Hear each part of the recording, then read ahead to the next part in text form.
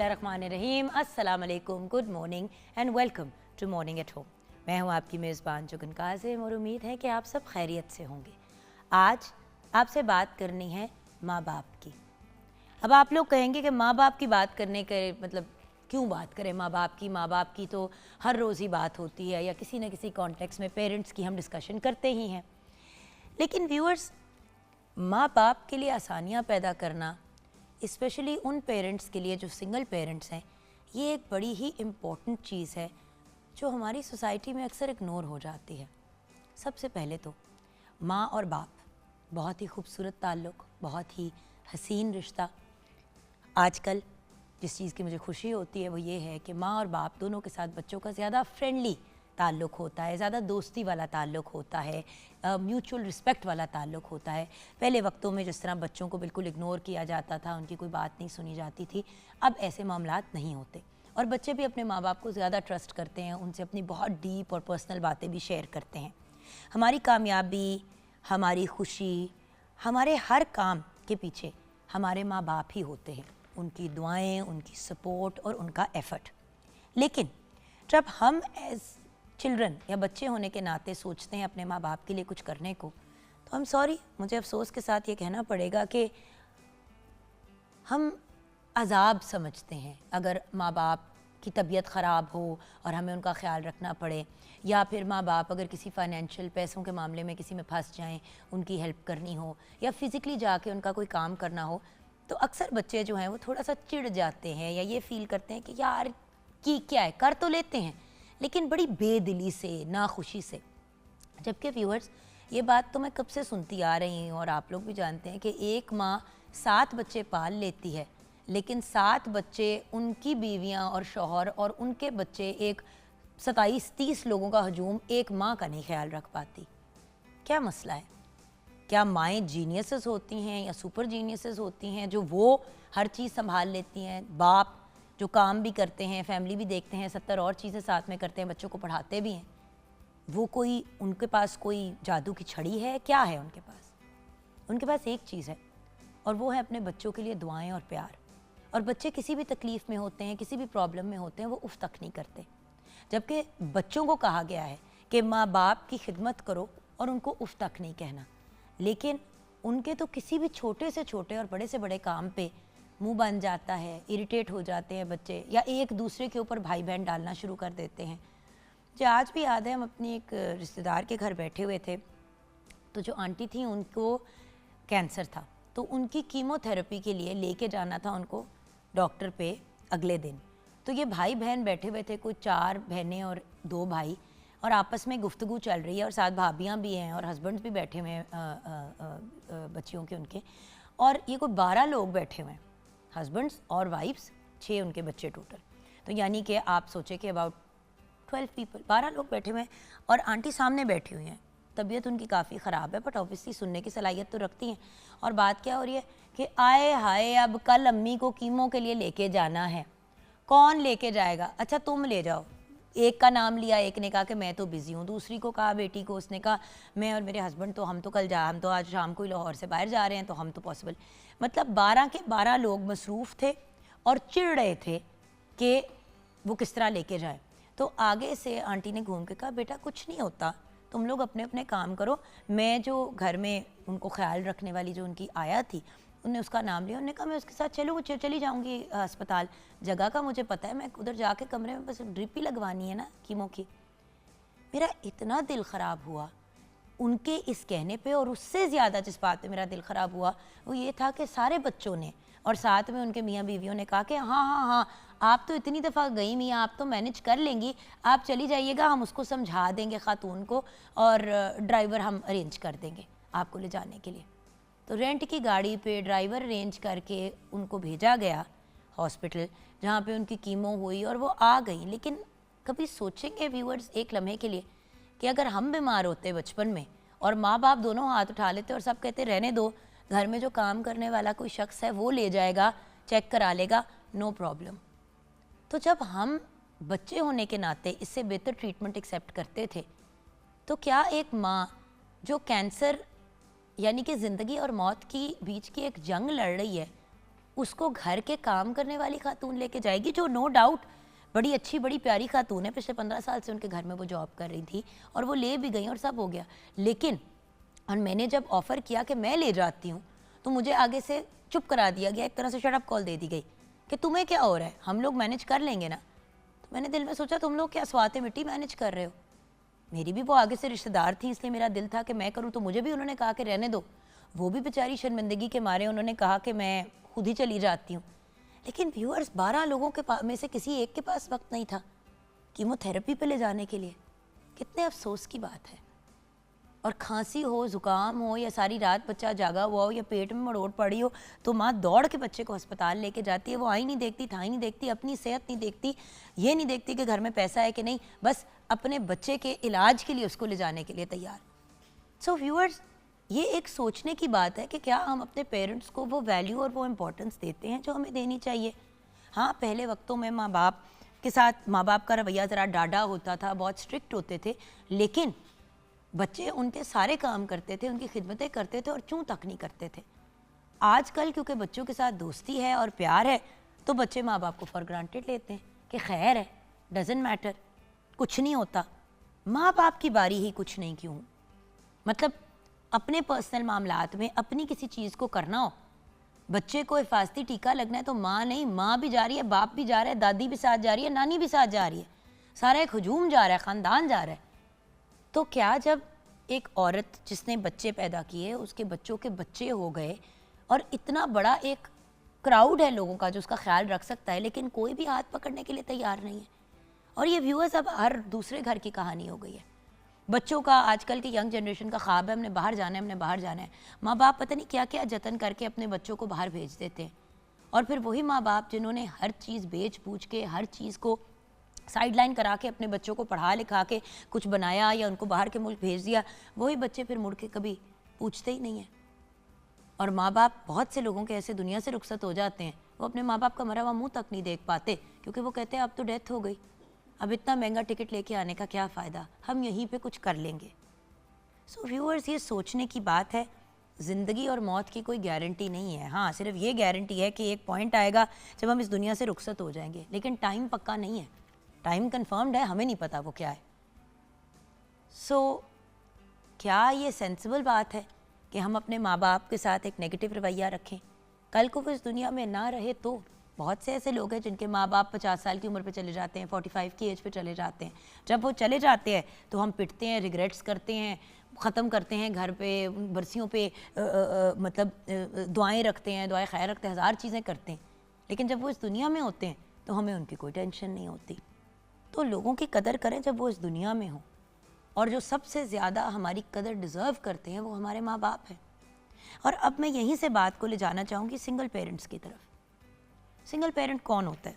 जिनके हस्बैंड या वाइफ की डेथ हो चुकी हो, या जिनकी डिवोर्स हो चुकी हो, या हस्बैंड या वाइफ उनको छोड़ के जा चुके हो, जो भी आप कहना चाहें। इवन जिनकी डिवोर्स नहीं हुई होती लेकिन एक माँ अकेले बच्चे पाल रही है या बाप बच्चे अकेले पाल रहा है और दूसरे पेरेंट से कोई इंटरेक्शन नहीं है, तो वो सिंगल पेरेंट ही होते हैं। सिंगल पेरेंट्स को हम बिल्कुल सपोर्ट नहीं करते।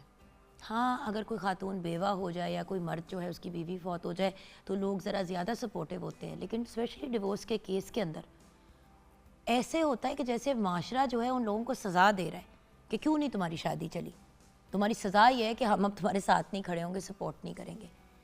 ऐसे माँ बाप क्या करें जिनके पास हस्बैंड की भी सपोर्ट या वाइफ की भी सपोर्ट नहीं है?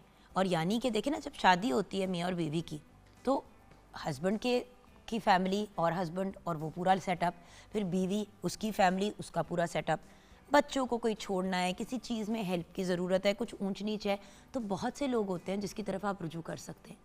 लेकिन जब आप डिवोर्स्ड होते हैं या आप बेवा हो चुके होते हैं तो आपका वो जो नेटवर्क होती है वो बहुत कम हो जाती है। बहुत से ऐसे केसेस होते हैं जहाँ पे अगर मर्द फौत हो गया तो जो घर की बहू थी उसे लोग पूछना ही छोड़ देते हैं, और बच्चों की जिम्मेदारी तो कोई भी लेना नहीं चाहता, बल्कि जायदादों की जंगें शुरू हो जाती हैं। और अक्सर सिंगल पेरेंट्स जो होते हैं, व्यूअर्स, मर्द हो या औरत हो, तो बड़े टफ टाइम से गुजर रहे होते हैं फाइनेंशियली, पैसों के भी मामलात बड़े मुश्किल चल रहे होते हैं, लेकिन लोग उनकी मदद करने के बजाय, उनकी सपोर्ट करने के बजाय उनको बुरा फील कराते हैं, उनको एहसास कमतरी का शिकार करते हैं। मुझे याद है मेरी अम्मी डिवोर्स्ड थी जब हम लोग छोटे थे और अब्बा से उनकी तलाक हो चुकी थी, हम लोग अकेले जब इस तरह बड़े हो रहे थे, तो हर वक्त लोग जब भी मिलते थे ना, एक ही मुंह से बात, हाय बेचारे बच्चे, इनका क्या होगा, कि जैसे हम कोई बड़े ही मजलूम और बड़े ही कोई हकीर है और कोई बड़े बुरे हालात में रह रहे हैं। इवन तो अल्लाह का शुक्र है नानों के साथ रहते थे, मामा साथ थी, हमारा बड़ा अच्छा ख्याल रखा जाता था, लेकिन बच्चे होने के नाते हम फील करते थे कि अम्मा अब्बा साथ नहीं रहते। अब्बा की तरफ हम वीकेंड्स पे जाते थे, लेकिन बेसिकली तो हमारी अम्मी ने हमें बड़ा किया, रेज़ किया, नानों ने। मामू को क्रेडिट जाता है इस चीज़ का, खालाओं को भी जाता है, लेकिन उनका एक सपोर्ट सिस्टम था। लेकिन लोगों की बातें, लोगों के ताने, उनकी नेगेटिव सोच बड़ी बुरी तरीके से हमें मुतासिर करती थी। और मामा पे क्या गुजरती थी मैं इमेजिन भी नहीं कर सकती। मैं भी एक माँ हूँ, मैं भी बड़े अप्स एंड डाउन से गुजरी हूँ एज अ पेरेंट। और एक बात बताऊँ व्यूअर्स, जो लोग आपकी बुरे वक्त में या जब आप अकेले होते हैं सपोर्ट करते हैं, सबसे ज़्यादा आपको वो और उनकी बातें याद रहती हैं। अरे गहरे रैंडम लोग जो हैं वो आपको याद तक नहीं रहते। सो मेरी रिक्वेस्ट है कि प्लीज़ व्यूअर्स, पेरेंट्स, मुझे पता है कि हर दूसरे बंदे के बच्चे होते हैं, लोग कहते हैं ना बच्चे तो होते ही हैं, इतनी बड़ी बात क्या है, लेकिन जो भी इंसान पेरेंट बनता है वो उसके लिए तो पहली दफ़ा वो एक्सपीरियंस होता है। सो ऐसे लोगों को सपोर्ट करें, अगर कोई बंदा स्टक हो रहा है उनको हेल्प आउट करें। बड़ी दफ़ा लोग कंफ्यूज हुए होते हैं, यार बच्चों को पढ़ाना है कैसे पढ़ाएं। कुछ लोग एजुकेटेड नहीं होते हैं लेकिन वो अपने बच्चों को पढ़ा रहे होते हैं। हम हज़ार चीज़ें कर सकते हैं लोगों को हेल्प आउट करने के लिए। मेरी अपनी एक फ्रेंड है, उसने कुछ साल पहले अपने घर में ट्यूशन सेंटर बनाया, लेकिन उसमें वो किसी से पैसे नहीं लेती थी। नेबर्स के जो बच्चे थे जो कुछ पढ़े लिखे नहीं थे और कुछ ऐसे थे, फैसलाबाद में वो रहती थी, तो उसने फैसलाबाद में ये एक ट्यूशन सेंटर टाइप चीज़ बनाई जहाँ पे उसने एक लिमिट रखी हुई थी कि भाई 12 बच्चे मैं टोटल एक टाइम पे पढ़ाया करूँगी, और टाइम था 4 से 6 बजे का। तो 4 से 6 बजे के दरमियान अगर किसी बच्चे को होमवर्क नहीं समझ आ रहा, वो बहुत ही माशाल्लाह पढ़ी लिखी, खुद भी टीचर, और उसने 2-3 लोग भी रखे हुए थे अपने बच्चों को भी पढ़ाने के लिए, तो वो और उनके साथ जो 2-3 टीचर्स थे वो दूसरों के बच्चों को भी पढ़ाते थे। अब जिनके बच्चों को के पास कोई ऐसा पेरेंट नहीं है जो उनको होमवर्क में हेल्प करा सके, जो अकेडमीज़ नहीं अफोर्ड करते, उनके लिए कितनी बड़ी हेल्प थी। व्यूअर्स, हमें एक दूसरे की हेल्प करनी चाहिए, उनकी सपोर्ट करनी चाहिए और आसानियाँ पैदा करनी चाहिए। देखें, मैंने ऐसे ऐसे लोग भी देखे हैं जिनके शौहर का इंतकाल हो गया और 5-5 बच्चों की उन्होंने परवरिश भी की, उस खातून ने उनको पढ़ाया भी जबकि खुद पढ़ी लिखी नहीं थी, एंड देन उसके साथ साथ अपना एक पर्सनल एंड प्राइवेट बिजनेस भी किया। ये हमारे ही प्रोग्राम पे ऐसे लोग आ चुके हैं। सो करने को तो लोग मैनेज कर लेते हैं व्यूअर्स, लेकिन नेगेटिव मेमोरीज के साथ ज़रूरी है कोई हमसाया, कोई जानने वाला, कोई रिश्तेदार, कोई फैमिली मेम्बर भी तो आगे बढ़ के हेल्प कर सकता है। व्यूअर्स, बच्चों को उस चीज़ की सज़ा नहीं देनी चाहिए जो आपको सोसाइटी वाइज एक बुरी या नेगेटिव चीज़ लगती है। बच्चों की कोई फॉल्ट नहीं है, बच्चे तो मासूम होते हैं। माँ बाप कोई गलत कदम उठाते हैं, कोई नेगेटिव चीज़ करते हैं, तो सबसे पहले बच्चों को कोई गाली या कोई नेगेटिव चीज़ कहना शुरू कर देते हैं लोग। बच्चे तो सबके सांझे होते हैं व्यूअर्स, बच्चों की क्या फॉल्ट है। और अगर किसी की डिवोर्स हो गई या किसी के हस्बैंड की डेथ हो गई, तो क्या जायज़ है कि हम ऐसी ख़वातीन को धुतकारें या ऐसे मर्द हज़रात को बुरा भला कहें? हो गया, वो अपनी गलती या अपनी जो भी उनके साथ ज़िंदगी में हुआ उसका खमियाजा भुगत रहे हैं। हम कौन हैं कि अपने अंदर फ़िरौनियत जगा के दूसरों को सबक सिखाएं। सो लोगों के लिए व्यूअर्स आसानियाँ पैदा करें ताकि अल्लाह हमारे लिए आगे आसानियाँ पैदा करे। आइए किचन की तरफ बढ़ते हैं। शेफ़ मोहम्मद तनवीर हमारे साथ हैं। अस्सलाम वालेकुम। वालेकुम सलाम, कैसी हैं? बिल्कुल ठीक। पेरेंट्स की बात हो रही है। हम हमेशा ये कहते हैं कि पेरेंट्स को ये करना चाहिए, पेरेंट्स को वो करना चाहिए। हम कभी सोचते हैं कि हम पेरेंट्स की तरफ, अपने पेरेंट्स की तरफ कैसा रवैया रखते हैं और दूसरों के पेरेंट्स की तरफ कैसा रवैया रखते हैं। हमारे अपने जो फ्रेंड्स होते हैं, अगर वो पेरेंट्स हो जाते हैं तो हम 24 घंटे उनको देख रहे होते हैं, उनकी तनकीद कर रहे थे, देखो उसने अपनी बच्ची को ये कहा, उसने अपने बेटे को इस चीज़ से नहीं रोका। अपने गिरबान में नहीं झांकते, दूसरों को क्रिटिसाइज करते हैं। ऐसे ही है। टू बी ऑनेस्ट, मैं अब शादी के बाद इतना ज़्यादा रियलाइज़ होता है कि पहले मामा पापा के साथ यही बात थी कि पेरेंट्स को ऐसे होना चाहिए, मामा पापा को या डैडी मम्मी को इस तरीके से नहीं, ऐसे करना चाहिए था, ऐसे करना चाहिए था। आफ्टर मैरिड इतना ज़्यादा रियलाइज़ होता है हर एक पॉइंट पे कि काश उस पॉइंट पे हमने ये ना कहा होता, या काश उस पॉइंट पे फादर ने ये किया था, वो कितना अच्छा था हमारे लिए और हमने उस पॉइंट पे क्या किया। तो ये चीज़ें बहुत ज़्यादा छोटी छोटी, तो थैंक गॉड कि मामा पापा हयात हैं और अब उन चीज़ों को कवर करने के लिए टाइम है। बट कोई तो प्रॉब्लम है ना, हम वक्त ख़त्म हो जाता है ज़िंदगी में, एक लम्हे में हार्ट अटैक खुदा न खास्ता या कोई ऐसी चीज़ हो, फालिज का अटैक और बंदा ख़त्म हो जाता है, उसके बाद बंदा कहता है हाय मुझे तो खिदमत का मौका ही नहीं मिला। खिदमत सिर्फ तब नहीं की जाती व्यूअर्स जब बंदा बीमार होता है या तकलीफ़ में होता है, खिदमत हर लम्हे हर वक्त की जाती है। वो लोग बड़े मुतमईन होते हैं अपनी ज़िंदगी से जिन्होंने सारी ज़िंदगी अपना पॉजिटिव रवैया रखा होता है पेरेंट्स की तरफ। देखो यंग एज में, टीन्स में, बड़े होते हुए हम सारे पेरेंट्स को टफ टाइम देते हैं। ऐसे ही है। मेरी एक जानने वाली फैमिली है जिनसे हमने अब बातचीत ही छोड़ दी है, उनके पेरेंट्स से हम बात करते हैं, उनसे तो बात ही नहीं करते। 3 भाई, तीनों भाई ने अपने बाप को खड़े होके कोई 10 लोगों के सामने ये बात कही और बाप को हार्ट अटैक हो गया ये बात सुनते ही। मतलब उनको ऑलरेडी वो हार्ट पेशेंट थे, वहाँ पे बैठे बैठे आई थिंक उनने इतनी स्ट्रेस ली उनको हार्ट अटैक हो गया। बच्चे घूम के कहते आपने हमारे लिए क्या किया है, नौकरियां कर कर के घर चलाया ना, आपने कौन सी जनरेशनल वेल्थ यानी कि ख़ानदान से जो जायदादें चलती हुई आती है आपने कौन सी जनरेशनल वेल्थ बना ली, हम लोगों को अब नौकरियां ही करनी पड़ रही है ना, कौन सा आपने हमारे बारे में सोचा। ओ भाई तेरे बाप ने नौकरी की ताकि तुझे संभाल पाल सके, अब तुम नौकरियां करो अपने बच्चों को पालो, जनरेशनल वेल्थ बनानी है तो खुद कमाओ। अंकल को हार्ट अटैक हो गया क्योंकि वो बात कर रहे थे कि आजकल बच्चे उस तरह से मेहनत नहीं करते जैसे उन्हें करनी चाहिए और बच्चों को एफर्ट करना चाहिए और काम करना चाहिए, अपना नाम बनाना चाहिए। तो बच्चों ने आगे से घूम के कहा तू कौन है, सोचो। और आज के दौर में वो वाला हम जैसे पेरेंट्स वो वाली मेहनत करते ही नहीं है कि आज जैसे मैं अपने फादर की बात करूँ ना, उन्होंने धूप देखनी है ना बारिश देखनी है ना सर्दी ना गर्मी, तो वो लगे हुए हैं, स्टिल लगे हुए हैं। हम सो रहे हैं तो हमारे उठने से पहले हर चीज़ हमें बैकअप पे मिल रही है। तो ये चीज़ें इतनी नेहमत से भर के मैं लाइक स्पीचलेस है ये थी। बिल्कुल। यहाँ पे ब्रेक की तरफ जाएंगे, ब्रेक के बाद जब वापस आएंगे मेन्यू क्या है, इंग्रेडिएंट्स, रेसिपी सब कुछ आपके साथ व्यूअर्स शेयर करेंगे। चलें आज अम्मा अब्बा के लिए कुछ खाने के लिए ही बना लें, कुछ अच्छा सा तैयार करें उनके लिए खाने के लिए। और वैसे ही अगर पेरेंट्स साथ रहते हैं तो उनके पास जाके बैठ के खाएं या उनके लिए ले जाएं। बहुत से लोग कहेंगे हम तो रहते ही अपने पेरेंट्स के साथ हैं, लेकिन साथ रह के भी एक वक्त की रोटी नहीं साथ खाते, तो ऐसा साथ रहना कौन सा साथ रहना हुआ। ब्रेक के बाद वापस आएंगे।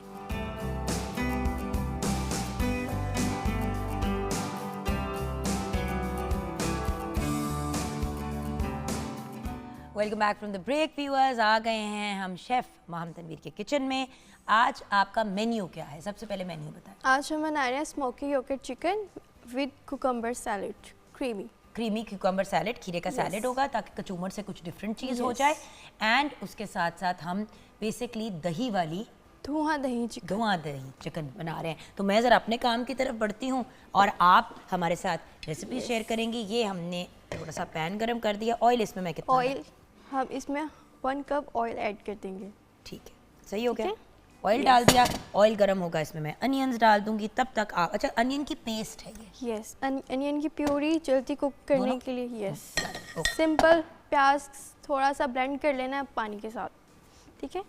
अच्छा, मैं इसकी स्मोकी योगर्ट चिकन की जो है वो रेसिपी झटपट शेयर कर देती हूँ। हमें चाहिए ज़ीरा 2 चाय के चम्मच, साबुत खाने की 1 खाने का चम्मच, काली मिर्च 15 से 20 अदद हमें चाहिए, और हमें काली मिर्च चाहिए, लौंग चाहिए 4 से 5 अदद, दालचीनी चाहिए 2 अदद, इलायची चाहिए 2 से 3 अदद, सुर्ख मिर्च चाहिए 5 से 6 अदद, अदरक का 1 टुकड़ा, लहसुन 5 से 6 जवे, प्याज चाहिए हमें आधा कप, पानी चाहिए हमें 3 से 4 खाने के चम्मच, टमाटर 2 अदद, दही 1 कप, नमक हस्बे जायका, पपरिका पाउडर चाहिए हमें 2 चाय के चम्मच, हल्दी पाउडर चाहिए आधा चाय का चम्मच, और चिकन मिक्स पोटी चाहिए हमें 705 ग्राम, तेल चाहिए हमें आधा कप, पानी चाहिए 1/4 कप, दही चाहिए 1 कप, नमक हस्बे जायका।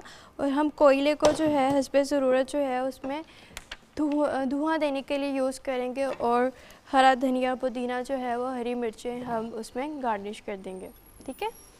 अच्छा, ये जो आपने प्याज को किया ना, ये आपने कहा पानी में से ब्लेंड कर सकते हैं, लेकिन उससे भी बेहतरीन एक तरीका ये है कि आप इसको ऑयल में ब्लेंड कर लें। उससे होता ही है कि फिर उसके छींटे नहीं निकलते और बड़े अच्छे से जो है वो प्याज कुक हो जाता है, वो फिर पानी का एलिमेंट नहीं आता। तो ये चीज़ मैंने पिछले दिनों किसी ने मुझे बताई थी कि हमेशा लोग ऑयल डालते हैं, वो पानी डालते हैं, आप ऑयल में भी इसको ग्राइंड कर सकते हैं। उसी तरह अदरक लहसुन, क्योंकि हम होता है ना कि छींटे ना उड़े, तो उसको भी आप ऑयल में ब्लेंड कर सकते हैं। और अदरक लहसुन को सेव करने के लिए ऐसे ही हम ऑयल जैसे ब्लेंड किया है हमने, उसके अंदर थोड़ा सा ऑयल या ऑलिव ऑयल डाल के हम इसको फ्रीज़ कर देते हैं ताकि झटपट जो कुकिंग होती है ना वो इजी टू वे हो जाए। हाँ। आज फिर अब इसके साथ हम जो है क्रीमी योगर्ट सैलेड बना रहे हैं। मैं तो पहले इसका तरीका बता दो हमारी चिकन का, ताकि वो क्लियर हो जाए। सबसे पहले प्याज को हम थोड़ा सा सोटे कर लेंगे, देन इसमें हम थोड़े से साबुत खड़े मसाले डालेंगे, फिर उसके साथ साथ हमने अदरक लहसुन का पेस्ट डाल देना है और थोड़ा सा 2 से 3 मिनट के लिए हम उसको कुक करके देन हम उसमें अपना चिकन ऐड करेंगे। उसको हाई फ्लेम में जो है हमने वो कुक करना है 5 से 10 मिनट के लिए। देन हमने साथ ही टमाटो प्यूरी ऐड कर देनी है। टमाटो प्यूरी ऐड करने के बाद इसको मज़ीद हम कुक करेंगे, भुनाई करेंगे। जैसे ही थोड़ा सा घी सेपरेट होने लगेगा हम इसमें अपनी सीजनिंग ऐड करेंगे, नमक, लाल मिर्च और हल्दी पाउडर। ये ऐड करने के बाद हमने थोड़ा सा और भुनाई करनी है। फिर उसके अंदर हमने अपना सूखा धनिया, ज़ीरा पिसा हुआ और साबुत धनिया पिसा हुआ ये डालेंगे और देन हमने उसको अच्छे से मिक्स करके दम दे देना। और फिर हम इसको जो है वो धुआं जो कोयले का है वो देंगे और ऊपर से जो हमारे पास दही है फेंटी हुई वो डालेंगे और लच्छेदार प्याज, हरी मिर्ची और गार्निश कर देंगे हरे धनिया के साथ। और एक अगेन यहाँ पे चीज़ ऐड करना चाहूँगी, रिमाइंडर जो आप हमेशा करते हो बट कहना भी चाहिए कि जैसे कि सलाद का पत्ता हो गया या प्याज हो गया, उसके ऊपर रखें आप कोयले को जलाने के बाद और उस पर ऑयल डालें और फिर उसके बाद उसको रिमूव कर दें। जिस भी चीज़ के ऊपर आप रखेंगे ना उसको फेंक दें, क्योंकि उसके ऊपर डायरेक्ट कोयला लगा होता है और कोयला डायरेक्ट लगाने से और वो जो होता है कार्बन मोनोऑक्साइड वगैरह आपके सिस्टम में जाता है। एग्जैक्टली। अच्छा, और इसका जो कलर है ना वो भी फिर फेड होके खाने में नहीं डलेगा। हाँ बिल्कुल। एंड एनीवे कोयला वैसे भी एक डेंजरस चीज़ है, खाने वाली चीज़ तो है नहीं। सो द फैक्ट इज़ उसका आपने स्मोक ज़रूर देना है। और अगर स्मोक का फ्लेवर नहीं पसंद तो क्या करें? बहुत लाइट सा, अच्छा इतना स्ट्रॉन्ग नहीं देना चाहिए कि यही है कि हर चिकन के अंदर ना बहुत ज़्यादा वो जो हमने फ्लेवर्स ऐड किए हैं वो नहीं आएंगे। फिर हमने बहुत लाइट सा स्मोक देना है। एक तो हेल्थ के लिए इतना अच्छा नहीं है और स्पेशली फूड जो हम बना रहे हैं उसके सारे फ्लेवर्स को है वो डम कर देगा। दैट्स वाई हमने इसको बहुत लाइट सा विद इन सेकेंड के लिए हमने स्मोक देना है एंड उसको भी हम सेपरेट कर देंगे।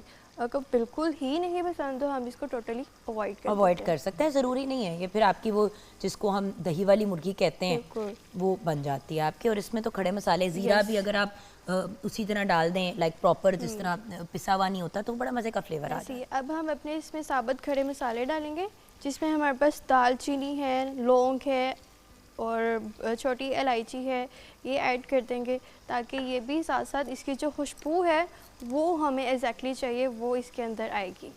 ठीक है। अब जो मेरी दादो है वो क्या करती हैं, जो साबुत मसाले ये जो हम डालते हैं इनको थोड़ा सा धूप में लगा के सुखा के उसको पौधों के अंदर वो एक मिट्टी लेती हैं उसके अंदर डालती हैं और वो फिर उसको उस मिट्टी को ना जैसे घर में धुआं नहीं देते उससे इतनी प्यारी खुशबू फैल जाती है उसकी। धुनी भी जिसको हाँ कहते हैं। वो धुनी भी जिसको कहते हैं हम, वो देसी घरेलू चीज़ें। अगेन अब आप देखें ना पहले वक्तों में कहाँ इतने मच्छर मक्खियाँ चीज़ें अंदर आती थी, क्योंकि ये चीज़ें की जाती थी। वो गूगल होता था और गूगल होता है और क्या क्या होता है, गूगल भी जलाते हैं, तो कुछ इस तरह की जड़ी बूटियाँ होती हैं वो बड़ी मजे। वैसे तो इलायची को अगर जलाएं, दालचीनी को जलाएं तो उसकी बड़ी खूबसूरत स्मेल आती है, बहुत अच्छी। और ये आजकल बहुत ज़्यादा ट्रेंडिंग में है, ये बहुत एक्सपेंसिव मिलते हैं जो कि हम घरेलू चीज़ों से ये यूटिलाइज कर सकते हैं। बिल्कुल, हर जगह खुशबुओं के पॉइंट ऑफ व्यू से लोग चीज़ें बनाने की कोशिश करते हैं। आजकल यार आजकल तो मोमबत्ती देखो इतनी सी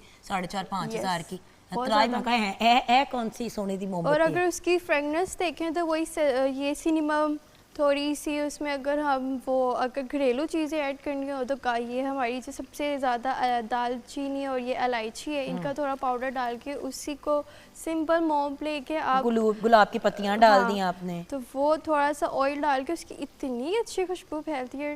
वर्थ इट है आपकी मेहनत।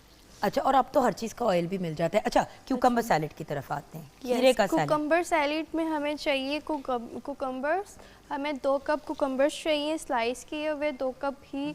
आप उसके अंदर अगर अनियन ऐड करना चाहते हैं वो हाफ कप ऐड कर दें। फिर उसमें बाद हम जो है उसमें डालेंगे योगर्ट, फेंटी हुई योगर्ट डाल देंगे और पानी नहीं होना चाहिए उसमें, उसके अकॉर्डिंग भी वो क्रीमी योगर्ट बनेगी। देन हमने उसके अंदर डालना है धनिया 1 खाने का चम्मच, काली मिर्च 1 चाय का चम्मच, नमक हस्बे जायका, प्याज कटे हुए चाहिए और सुरख मिर्च जो है वो हम 2 चुटकी डाल के उसको अच्छे से जो है मिक्स कर देंगे, ठीक है। और इसको थोड़ा ठंडा ठंडा करके हम इसको सर्व करेंगे, राइट। अच्छा, इस दौरान मैंने अदरक लहसुन की पेस्ट भी डाल दी है ताकि वो थोड़ी सी मज़ीद कुक हो जाए।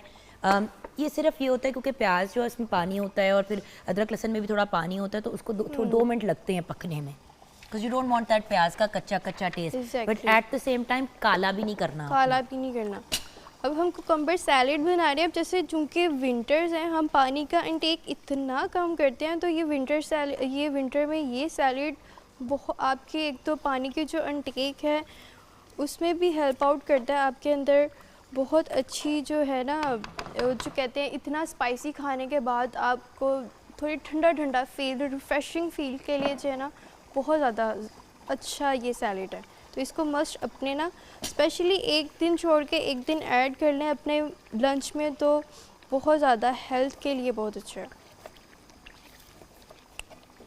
और यहाँ पे मैं, अच्छा अब इसको ये राउंड राउंड कट करती हो क्या? यस, स्लाइस कर लें हम, और सीड्स बिल्कुल भी अलग ना करें। सीड्स में तो एक्चुअल उसकी ग़िज़ाइयत है, सीड्स नहीं अलग करने हमने इसको। अब आप मुझे बताओगे इसमें मैंने नेक्स्ट कप डालना है क्योंकि अभी टाइम है। हमने चिकन ऐड कर देना साथ कर ही। दूं? यस, ये रेडी है बिल्कुल। अच्छा, क्योंकि वही होता है ना कि प्याज जब तक ब्राउन ना हो तो समझ नहीं आती। अब इस तरह वाला प्याज ब्राउन नहीं होता, हो नहीं सकता ना बेचारा, वो उसकी सिचुएशन ऐसी होती है।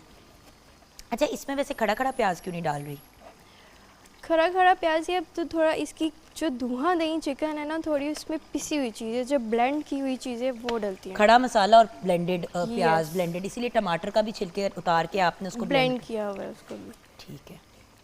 अच्छा, अब क्यूकम्बर सैलेड का एक बात ज़रूर कहूँगी कि व्यूअर्स आजकल आप ऑनलाइन भी देख रहे होंगे कि ओ फ्ला अमेजिंग क्यूकम्बर सैलेड, ओ फ्ला सैलेड्स आजकल बहुत पॉपुलर एंड इन है, एंड मैं रेकमेंड भी करती हूँ कि ज़रूर सैलेड्स का इस्तेमाल करें, क्योंकि देखिए हर चीज़ के साथ कचूमर सैलेड नहीं मज़े का लगता, कभी कभी आपको एक डिफरेंट फ्लेवर चाहिए होता है। और वो तो काफ़ी ओल्ड हो गया है ना, कुछ नई वैरायटी अपनी टेबल्स पे लेके आए, नहीं लाते ना, वही तो चीज़ होती है, वही चार। अच्छा व्यूअर्स, एक और चीज़, अचार भी डेली वही रखेंगे टेबल पे तो लोग बोर हो जाएंगे, बोर हो जाते हैं। अब हरी मिर्चें हैं, हरी मिर्चों का आप बड़े आराम से सिरके में उनको डाल के, हरी मिर्चें, छोटे वाले प्याज, लहसन आपने सिरके में डाल दिया, नमक लगा के पहले उसको थोड़ी देर धूप में डाल रख दिया, उसके बाद आपने उसको सिरके में डाल के रख दिया, हफ्ते बाद वो रेडी है खाने के लिए। और अब दाल चावलों के साथ सिंपल हम क्या करते हैं कि नींबू निचोड़ के प्याज को काट के वो रख देते हैं। अब तो इतने लच्छेदार मसालेदार वो प्याज की रेसिपी हमने इतनी दे दी हुई है कि वो आप यूज़ करें अपने दाल चावलों के साथ, वो आपको अचार की भी यूज़ नहीं, आपको अचार की भी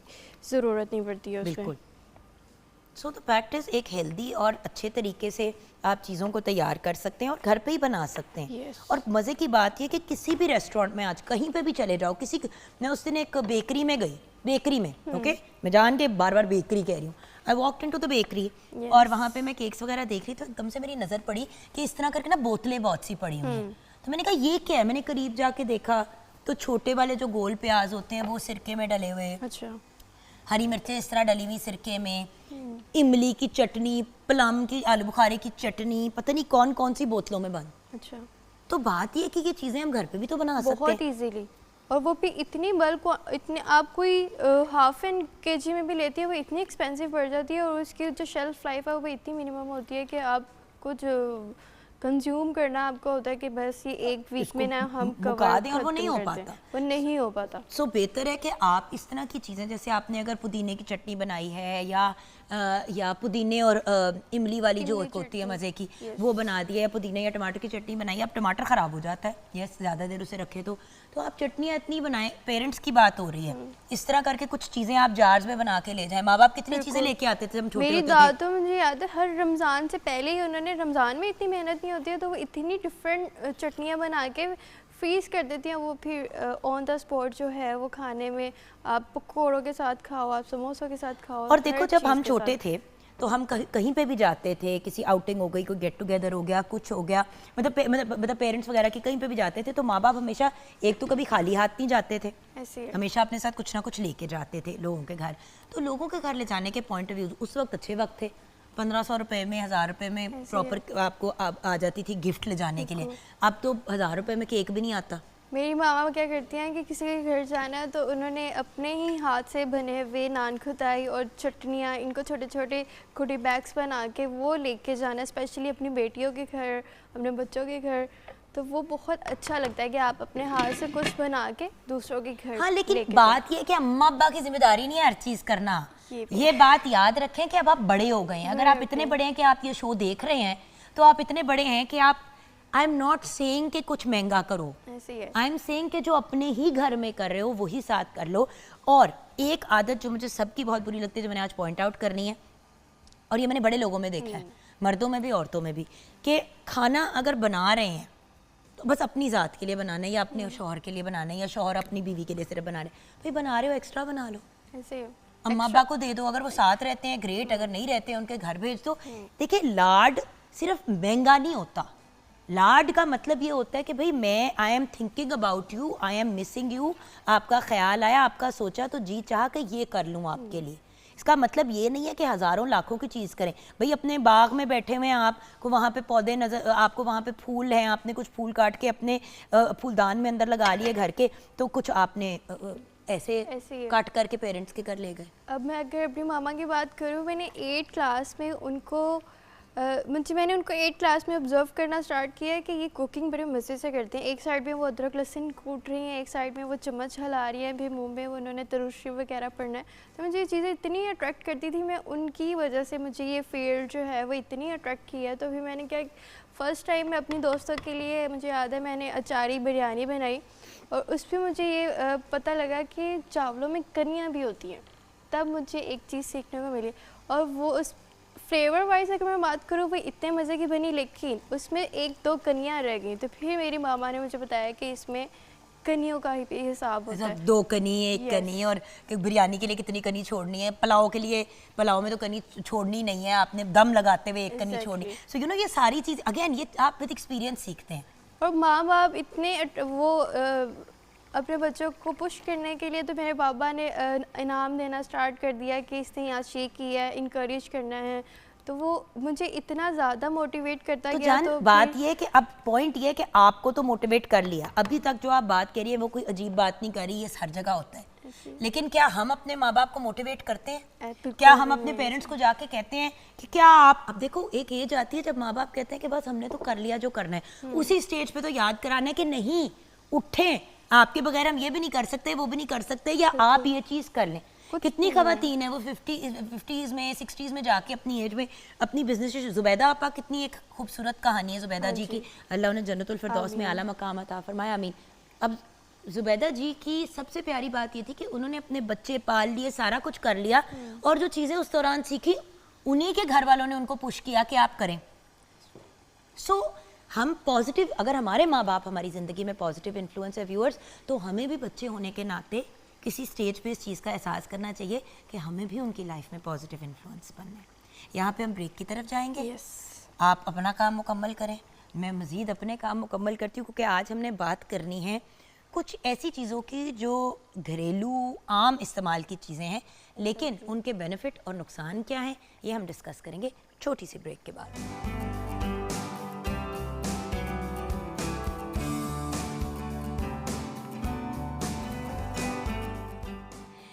welcome back from the break viewers. अभी ब्रेक में बात हो रही थी with a brilliant clinical nutritionist and dietitian Saman Ishtiaq. अस्सलाम वालेकुम। वालेकुम अस्सलाम। कैसी हैं आप? मैं बिल्कुल ठीक, आप कैसी हैं? बिल्कुल ठीक। Saman, it's great to have you back again. Thank you. हम जो अभी ब्रेक में बात कर रहे थे कि आदतें भी हमें माँ बाप से ही पड़ती हैं। सबसे पहले पेरेंट्स के बारे में कुछ कहना चाहोगी? हम तो यही बात बार बार कह रहे हैं कि भाई माँ बाप के ऊपर होता है कि माँ बाप ने ये करना है, वो करना है, हमारा ख्याल रखना है, ये करना है, वो करना है। ये नहीं हमें याद आता, किसको याद करा दे तो याद आता है, वरना खुद नहीं याद आता कि हमें भी उनके लिए कुछ करना है। बिल्कुल ऐसी है। और आपने जैसे भी बात की कि पेरेंट्स तो एक ऐसी चीज़ है जिसका वो कहते हैं ना ऑल्टरनेटिव कोई है ही नहीं ज़िंदगी में, ना उसका ना कोई भी ऑल्टरनेटिव आप कह ही नहीं सकते कि पेरेंट्स का है। और हर पेरेंट्स की यही होती है कि हमने अपने बच्चे को बेहतर से बेहतरीन चीज़ से नवाजना है।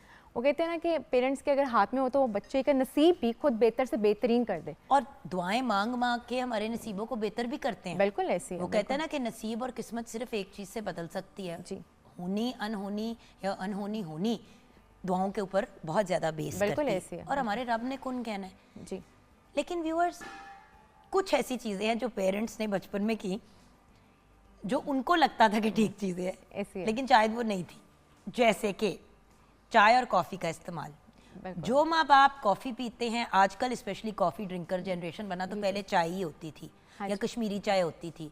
कहवा कम, मतलब कहवा भी कूल तब हुआ जब मॉडर्नाइज हुआ ज़माना के, वो कावे से वेट कम होता है, वरना चाय तो मेरे जनरेशन के तो हर बच्चे ने बचपन में अपने फीडर में भी पी हुई है। बिल्कुल। और कॉफ़ी आजकल के जो बच्चे हैं, जिस तरह मेरी फ्रेंड्स और उनके जो बच्चे हैं, उनमें बहुत ज़्यादा देखा जाता है कि 6 साल का बच्चा कह रहा है मैंने कोल्ड कॉफ़ी पीनी है।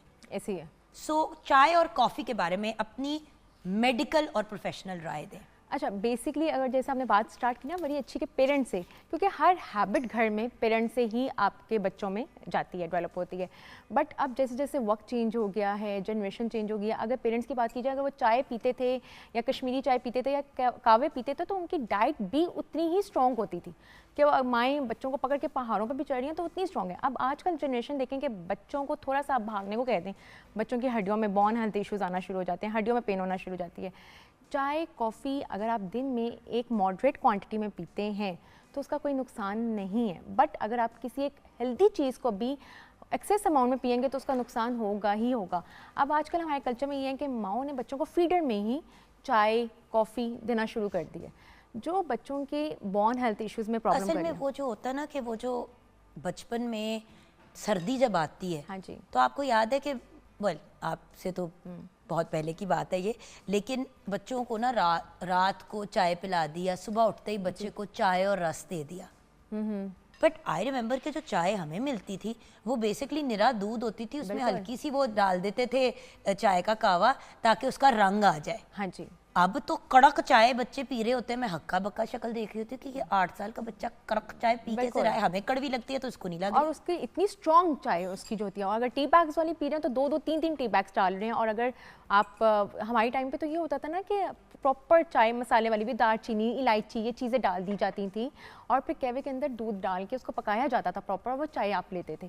बट अब तो ये कि पाउडर मिल्क आना शुरू हो गया। अब तो मल्टीपल चाय की जो है वो चीज़ें आना शुरू हो गई हैं कि आप कोई कह रहा है आइस टी लेना है, कोई कह रहा है ब्लैक कॉफ़ी लेनी है, कोई चाय ले रहा है। अब तो चाय में भी इतनी ज़्यादा चीज़ें वैराइटीज़ आ गई हैं।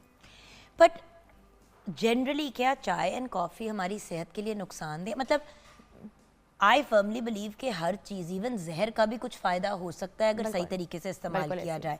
और अगर गलत तरीके से इस्तेमाल करें तो इवन खजूर जैसी खूबसूरत चीज़ या बिल्कुल। अंजीर जैसी खूबसूरत चीज़ इवन ये भी नुकसान पहुंचा सकती है। सबसे ज़्यादा इम्पॉर्टेंट ये है कि आप क्वांटिटी कितनी ले रहे हैं और उसकी क्वालिटी क्या है। अगर आपने चाय इस्तेमाल करनी है, आप दिन में 2 से 3 कप ले सकते हैं, वो आपके लिए हेल्दी है, चाय भी और कॉफ़ी भी। इवन जो कॉफ़ी है ब्लैक कॉफ़ी, वो आपके वेट लॉस के लिए, आपकी वेट मेंटेनेंस के लिए बहुत ज़रूरी है। आपकी जो ग्रीन टी है वो बेली फैट के लिए बहुत अच्छी है, डाइजेशन के लिए बहुत अच्छी है। नॉर्मल जो हमारे घर की चाय है वो आपके लिए बहुत अच्छी है, लेकिन 2 से 3 कप। हमारे यहाँ पे कल्चर हम देखा जाता है, खाना अभी उठा नहीं है, वहाँ से प्लेट उठी नहीं है, आप साथ ही कहते हैं एवरी मील के साथ ना आपका चाय का कप होना चाहिए। तो वो प्रॉब्लम करता है कि आपके खाने में जितने भी आप, लेट्स सपोज कि अगर आपने कोई प्रोटीन इंटेक लिया है, मटन ले रहे हैं आप, साथ उसको सैलड्स ले रहे हैं, उसके अंदर जो विटामिन मिनरल्स प्रोटीन है, आप साथ ही कैफीन वाली चीज़ लेंगे, उसके एब्जॉर्प्शन को रोक देगा। तो हर खाने के एक तो आधे घंटे बाद आप चाय या कॉफ़ी की कंजप्शन कर सकते हैं और दिन में 2 से 3 कप वो आप ले सकते हैं। एंड देन एक और बड़ी इम्पोर्टेंट चीज़ जो मैं कहीं पढ़ रही थी कि हर चाय के कप के साथ आपने 2 ग्लास पानी पीना है, क्योंकि जो आपको वो डिहाइड्रेट करता है। बिल्कुल। असल में सर्दियों में लोग चाय कॉफ़ी बहुत पसंद करते हैं, इसीलिए ये टॉपिक भी रखा कि पिछले कुछ 1.5-2 महीने में तो मैंने लोगों को इतनी 4-4 6-6 कप चाय के शाम से पहले, बिल्कुल ऐसी है। 6-6 कप चाय, सो वो फिर आपकी जो इनसाइट्स को करते होंगे। बिल्कुल। और आपने कभी ये भी नोट किया होगा कि जब हम चाय कॉफ़ी पीते हैं तो आपको यूरिनेशन बहुत ज़्यादा स्पीडली आना शुरू हो जाती है, क्योंकि डायरेटिक है ना ये। आप अक्सर अगर आप चाय जब भी पियेंगे तो अंदर से आपको बहुत ड्राई कर देती है अगर आप ज़्यादा उसकी कंजप्शन करते हैं। सबसे अच्छी अमाउंट ये है क्वांटिटी कि आपने 2 से 3 कप लेने हैं। और अगर आपको सर्दियों में ये होता है कि हमने कोई गर्म चीज़ लेनी है तो आप ग्रीन टी इस्तेमाल कर सकते हैं, आप नीम गर्म पानी का इस्तेमाल कर सकते हैं। दूध को गर्म करें दूध ले एक सकते हैं, कप को, और उसके अंदर एक चुटकी काली मिर्च डाल लें, थोड़ा शहद डाल लें, और उसके अंदर आप वो डाल दें हल्दी।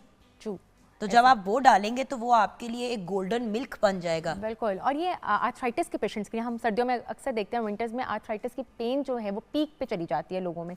तो आप अगर ये हल्दी वाला दूध इस्तेमाल कर लें, आप नीम गर्म दूध के साथ 1 से 2 खजूर या फिश फुल ऑफ नट्स ले लें नीम गर्म दूध के साथ, तो आपके आर्थराइटिस के, आपके बोन हेल्थ इश्यूज़ के लिए बहुत अच्छा है।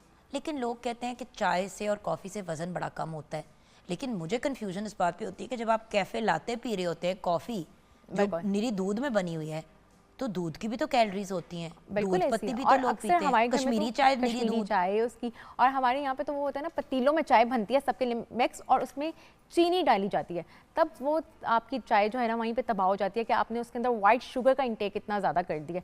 तो अगर आपने चाय लेनी भी है तो विदाउट शुगर आप ले सकते हैं, या ब्राउन शुगर या जो आपके स्वीटनर्स होते हैं, ये स्टीविया, बॉर्नविटा, आप इनको इस्तेमाल कर सकते हैं। रिप्लेसमेंट जी for tea and coffee. Tea and coffee की सबसे अच्छी रिप्लेसमेंट ये है कि आप ग्रीन टी का इस्तेमाल कर सकते हैं। आप क्योंकि लोगों को चाहिए होती है, आप देखिए गर्म पानी कहना आसान है जी, पीता कोई नहीं है ना। बिल्कुल बिल्कुल ऐसी है। जिनको मुझे फॉर एग्जांपल गर्म पानी, अगर कोई प्लेन गर्म पानी नीम गर्म पीने के लिए कहे, मुझे ना नोजिया होना शुरू हो जाता है। आदतें भी खराब हो चुकी हैं, ठंडे पानी के अलावा बंदा कुछ पीता नहीं है। सो ऐसी कंडीशन में, ऐसी सिचुएशन में क्या करना चाहिए कि कुछ जायके वाली चीज़ चाहिए, लेकिन एट द सेम टाइम चाय और कॉफ़ी कितनी पिए बंदा। बिल्कुल। और बाय द वे, अगर मैम कह रही हैं चाय या कॉफ़ी के 3 या 4 कप पीने, तो इसका ये मतलब नहीं है कि 4 कप कॉफ़ी और 4 कप चाय, टोटल की बात हो रही है 3 कप। प्लीज मैंने कहा क्लियर कर दो। बिल्कुल, ये आपने बहुत अच्छा क्लियर किया। और अक्सर लोग ये भी होता है कि अगर 3 से 4 आप कप कहते हैं तो कप नहीं होते, उनके मग होते हैं प्रॉपर। तो उसकी भी एक क्वांटिटी ये होती है कि आपने एक जो छोटे नॉर्मल हमारे घरों में कप होते हैं, आप वो 2 से 3 या 3 से 4 बस ये आप पी सकते हैं, लेकिन कभी भी किसी भी खाने के साथ नहीं लेना। जब आपने खाना खा लिया तो उसके हाफ एन आवर के बाद लें। और ये है कि आप एक क्वांटिटी में चाय पियेंगे तो चाय आपको नुकसान नहीं देगी, बट अगर आप एक एक्सेस अमाउंट में लेंगे तो कोई भी हेल्दी चीज़ भी होगी तो वो आपके जिस्म में, आपकी बॉडी में, आपको फिजिकली भी, इंटरनली भी आपको नुकसान देगी। अच्छा, कश्मीरी चाय कहाँ पे खड़ी होती है बाकी चायों में? अच्छा, कश्मीरी चाय टू बी वेरी ऑनेस्ट मेरी सबसे ज़्यादा मोस्ट फेवरेट, मेरी भी बड़ी फेवरेट है, लेकिन जान उसमें कम से कम 2-2 चम्मच बंदा शक्कर के डालता है या चीनी के डालता है। शहद भी मैंने 1.5 चम्मच लोगों को डालते हुए देखा है। इतने, मैं मग की नहीं बात करी, कप की। बिल्कुल। दूध भी उसमें काफ़ी डलता है, फिर पिस्ते बादाम भी उसमें डलते हैं, मेवा जात चलते हैं, नमक भी डलता है और चीनी भी डलती है। बिल्कुल ऐसी। और कुछ लोग सिर्फ नमक भी डालते हैं, तो इसके बारे में क्या कहेंगे? अच्छा, कश्मीरी चाय में सबसे अच्छा ये है कि आप उसका कहवा प्रॉपर तैयार करें, और उसके बाद आप दूध उसका करके, उसमें दूध डाल के उसका जब कलर आ जाता है तो उसमें आप नट्स ऐड कर सकते हैं, लेकिन इससे अवॉइड करें कि आप ज़्यादा इस्तेमाल कर रहे हैं ये चीनी और इसका जो नमक है हमारा सॉल्ट इंटेक के कम करना है, क्योंकि ये आपकी जो चाय है वो हर एक पेशेंट के लिए भी ज़रूरी सही नहीं है। जैसे अब समटाइम ये होता है कि आपको किडनी का इशू आ जाता है लोगों में, हम तब सॉल्ट इंटेक उनका कम कर देते हैं। ब्लड प्रेशर का इशू है, हम तब सॉल्ट इंटेक कम कर देते हैं। थायराइड का है, तब सॉल्ट इंटेक कम कर देते हैं। तो ये हर बंदे को ये ज़रूर इसको करना चाहिए मॉडिफाई, कि हमने चीनी और सॉल्ट का इंटेक कम से कम करना है। और इसी के साथ साथ अब अगर हमने कहवे की बात की है, ग्रीन टी की, एक वो जनरेशन भी तो है जो खाने के बाद भी पी, वैसे भी दिन में पी, बार बार पी, तो क्या इसको ज़्यादा पीने का कोई नुकसान है? क्योंकि ऐसे लोग हैं जो 6 कप कावे के पीते हैं और कहते हैं जी मैंने तो वेट ही ऐसे कम किया, मैं तो 3-6 कप कावे की पीती हूँ। बिल्कुल ऐसी है। और आप ये देखें कि जब आप ऐसे इस तरह से पी रहे हैं तो वो आपकी फिजिकली, इंटरनली तो वो प्रॉब्लम करेगा ही, आपकी गट हेल्थ को डिस्टर्ब करेगा। आप एक्सटर्नली देखते हैं उनकी फिजिकल में लोगों की एक्ने का इशू होना शुरू हो जाता है, स्किन ड्राई होना शुरू हो जाती है, हेयर फॉल होना शुरू हो जाता है, तो वो भी तब प्रॉब्लम कर सकता है। आपकी ने सिर्फ एक अमाउंट में पीनी होती है जो कि 2 से 3 है। WHO ने एक रिकमेंडेड डोज दे दी आपकी चाय की कि आप चाय पिए, हेल्दी है, लेकिन 2 से 3 कप, उससे ज़्यादा आपने नहीं पीने। और अगर आपकी ये है कि आपने वेट कम करना है तो आप ब्लैक कॉफ़ी, ग्रीन टी या विदाउट शुगर चाय पी सकते हैं, लेकिन वो भी ये नहीं कि आप साथ जंक फूड खा रहे हैं और आप कह रहे हैं कि मैं ब्लैक टी पी लूँगा या पी लूँगी ग्रीन टी तो मेरा वेट कम हो जाएगा, ऐसे नहीं हो सकता। सो बेसिकली व्यूअर्स, अल्टीमेटली तो आई थिंक यही वाली बात इस्टेब्लिश्ड है कि चाय और coffee, green tea, different kind of कहवे, जिस तरह लेमन ग्रास का कावा भी बहुत से लोगों ने एक ज़माने में पीना शुरू किया। सो उसको, ये सारी चीज़ें जो हैं इनके बेनिफिट्स तो हैं, लेकिन उसके साथ साथ नुकसान भी हैं। ये ज़रूर बता दें कि चाय पीने का और कॉफ़ी पीने का बेहतरीन टाइम क्या है और किस वक्त हमें बिल्कुल भी ये चीज़ें नहीं पीनी चाहिए। अच्छा, ये आपने बड़ा अच्छा क्वेश्चन पूछा कि हम अक्सर, हमारे यहाँ पे कल्चर है कि बेड टी, तो सुबह उठे हैं और एम्प्टी स्टमक आप अपनी बॉडी में ब्लैक टी डाल रहे हैं, आप ग्रीन टी डाल रहे हैं, या आप पूरी शुगर और नमक से भरी हुई आप अपनी बॉडी में डाल रहे हैं, वो नुकसानदेह हैं। आप ब्रेकफास्ट के आधे घंटे के बाद, लंच के आधे घंटे बाद, इवन इवनिंग में भी आप ले सकते हैं। रात को लेट नाइट भी हम तब अवॉइड करते हैं कि ये आपने तब नहीं पीनी कि वो आपकी स्लीप साइकिल को डिस्टर्ब ना कर दें या एंजाइटी ना होना शुरू हो जाए। तो आप एवरी मील आप अगर आप लेना चाहते हैं तो आप दिन में 2 से 3 कप लें, लेकिन खाने के आधे घंटे बाद, खाने के फ़ौरन साथ नहीं लेना और एम्प्टी स्टमक नहीं लेना, खाली पेट नहीं लेना। जो अक्सर लोग जो तजाबियत से सफ़र करते हैं ना, जिनके पेट में स्पेशली गैस्ट्रो के इशू होते हैं, उनको थोड़ा सा इस चीज़ का ख्याल करना चाहिए कि आप उसको बेतुका, और रात को तो प्लीज़ बिल्कुल सोने से पहले लोग चाय पी लेते हैं, कहते हैं मुझे तो बड़ी सुकून से नींद आ जाती है। नींद की बात नहीं है, वो कैफ़ीन आपकी बिल्कुल आपकी ब्रेन हेल्थ को डिस्टर्ब कर सकती है। और हर टाइम आपको आपकी बॉडी के लिए ना एक ज़रूरी है कि जो आपकी फिजिकल हेल्थ इतनी इंपॉर्टेंट है, उतनी ही आपकी मेंटल हेल्थ इंपॉर्टेंट है। एक साउंड स्लीप होना बहुत ज़रूरी है। अच्छा, कौन से लोगों को चाय कॉफ़ी का बिल्कुल इस्तेमाल नहीं करना चाहिए? कौन सी मेडिकल कंडीशंस हैं जिसमें आपको गर्ड का इशू है, कि आपको जो एकदम तजाबियत का इशू होना शुरू हो जाता है, आप सुबह उठते हैं तो आपको लगता है कि यहाँ पे कोई हैवीनेस है, उन लोगों को कम से कम इस्तेमाल करना चाहिए। किडनी के जितने भी होते हैं, CKD, एक्यूट किडनी जो होता है, या डायलिसिस जिनको हो रहा होता है, उनको अवॉइड करना चाहिए। और हाइपरटेंसिव, उनको ये नमक वाली चाय जो है ये इससे थोड़ा सा अवॉइड करना चाहिए। ऑब्वियसली, क्योंकि अगर आपको ब्लड प्रेशर का इशू है, आपका ब्लड प्रेशर हाई हो जाता है, अब आपका लो ब्लड प्रेशर है तो आप नमक की इंटेक बढ़ा सकते हैं, लेकिन अगर आपका ब्लड प्रेशर बहुत हाई रहता है, जो हर दूसरे घर की कहानी है, तो देन नमक डाल डाल के चीज़ों के अंदर उसको कंज्यूम ऊपर से ना करें। And then of course diabetic लोग चाय पीते हैं, उसमें चीनी डाल लेते हैं और कहते हैं हम तो चीनी नहीं लेते। बिल्कुल, प्लीज़ अगर आप डायबिटिक है तो फिर आप स्टीविया पे जाएं या ऐसी चीज़ के ऊपर जाएं जो आपकी डायबिटीज़ को डिस्टर्ब नहीं करती। इसका मतलब ये है कि चीनी का इस्तेमाल, सोचें आप अगर 3 कप चाय पी रहे हैं दिन के और हर बार आप 2 चम्मच चीनी डाल रहे हैं तो 6 चम्मच चीनी। और वाइट शुगर तो एक स्लो पॉइजन आपके लिए, आपकी बॉडी के लिए, तो जितना अवॉइड कर सकते हैं वाइट शुगर को अवॉइड करें।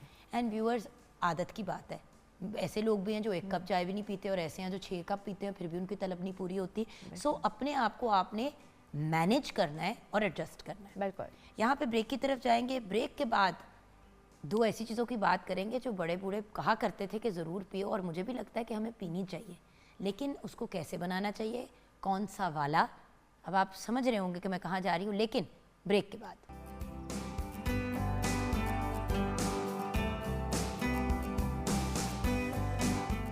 Welcome back from the break viewers. Saman Ishtiaq हमारे साथ हैं, आप क्लिनिकल न्यूट्रिशनिस्ट एंड डाइटिशियन हैं। ओके, ये तो इस्टेब्लिश हो गया कि चाय कॉफ़ी पी सकते हैं लेकिन लिमिट्स के अंदर रह के, और अगर आपको स्पेशली फॉर एग्जांपल आपका यूरिक एसिड बहुत हाई, डॉक्टर ने आपको कहा आपने नहीं लेनी चाय जी, तो इसका ये मतलब नहीं है कि अगर हमने कहा है कि 2 से 3 कप ले लें तो आप ले लें। प्लीज़ अपने मुआलिज से रुजू करें, अपने डॉक्टर से कॉन्फर्मेशन लें। अगर डॉक्टर ने कोई चीज़ मना की हुई है तो बेशक फिर से जाके उनसे क्लियर करें कि क्यों और क्या अब आप उसको स्टार्ट कर सकते हैं कि नहीं। ये नहीं करना कि स्क्रीन पे अगर आपने एक बात सुनी है तो आपने सोचा ओके। ये हम एक जनरल बात कर रहे हैं, ये डिस्क्लेमर आपके साथ शेयर करना ज़रूरी है। हर बंदे को हर चीज़ नहीं सूट करती, जनरली सारी चीज़ें वर्कबल हैं, लेकिन अगर डॉक्टर ने मना किया हुआ है आपको, फॉर एग्जांपल चाय नहीं पीनी, आप फिर भी चाय पी लें कि भाई समझ ने कहा था, तो ये बात गलत है।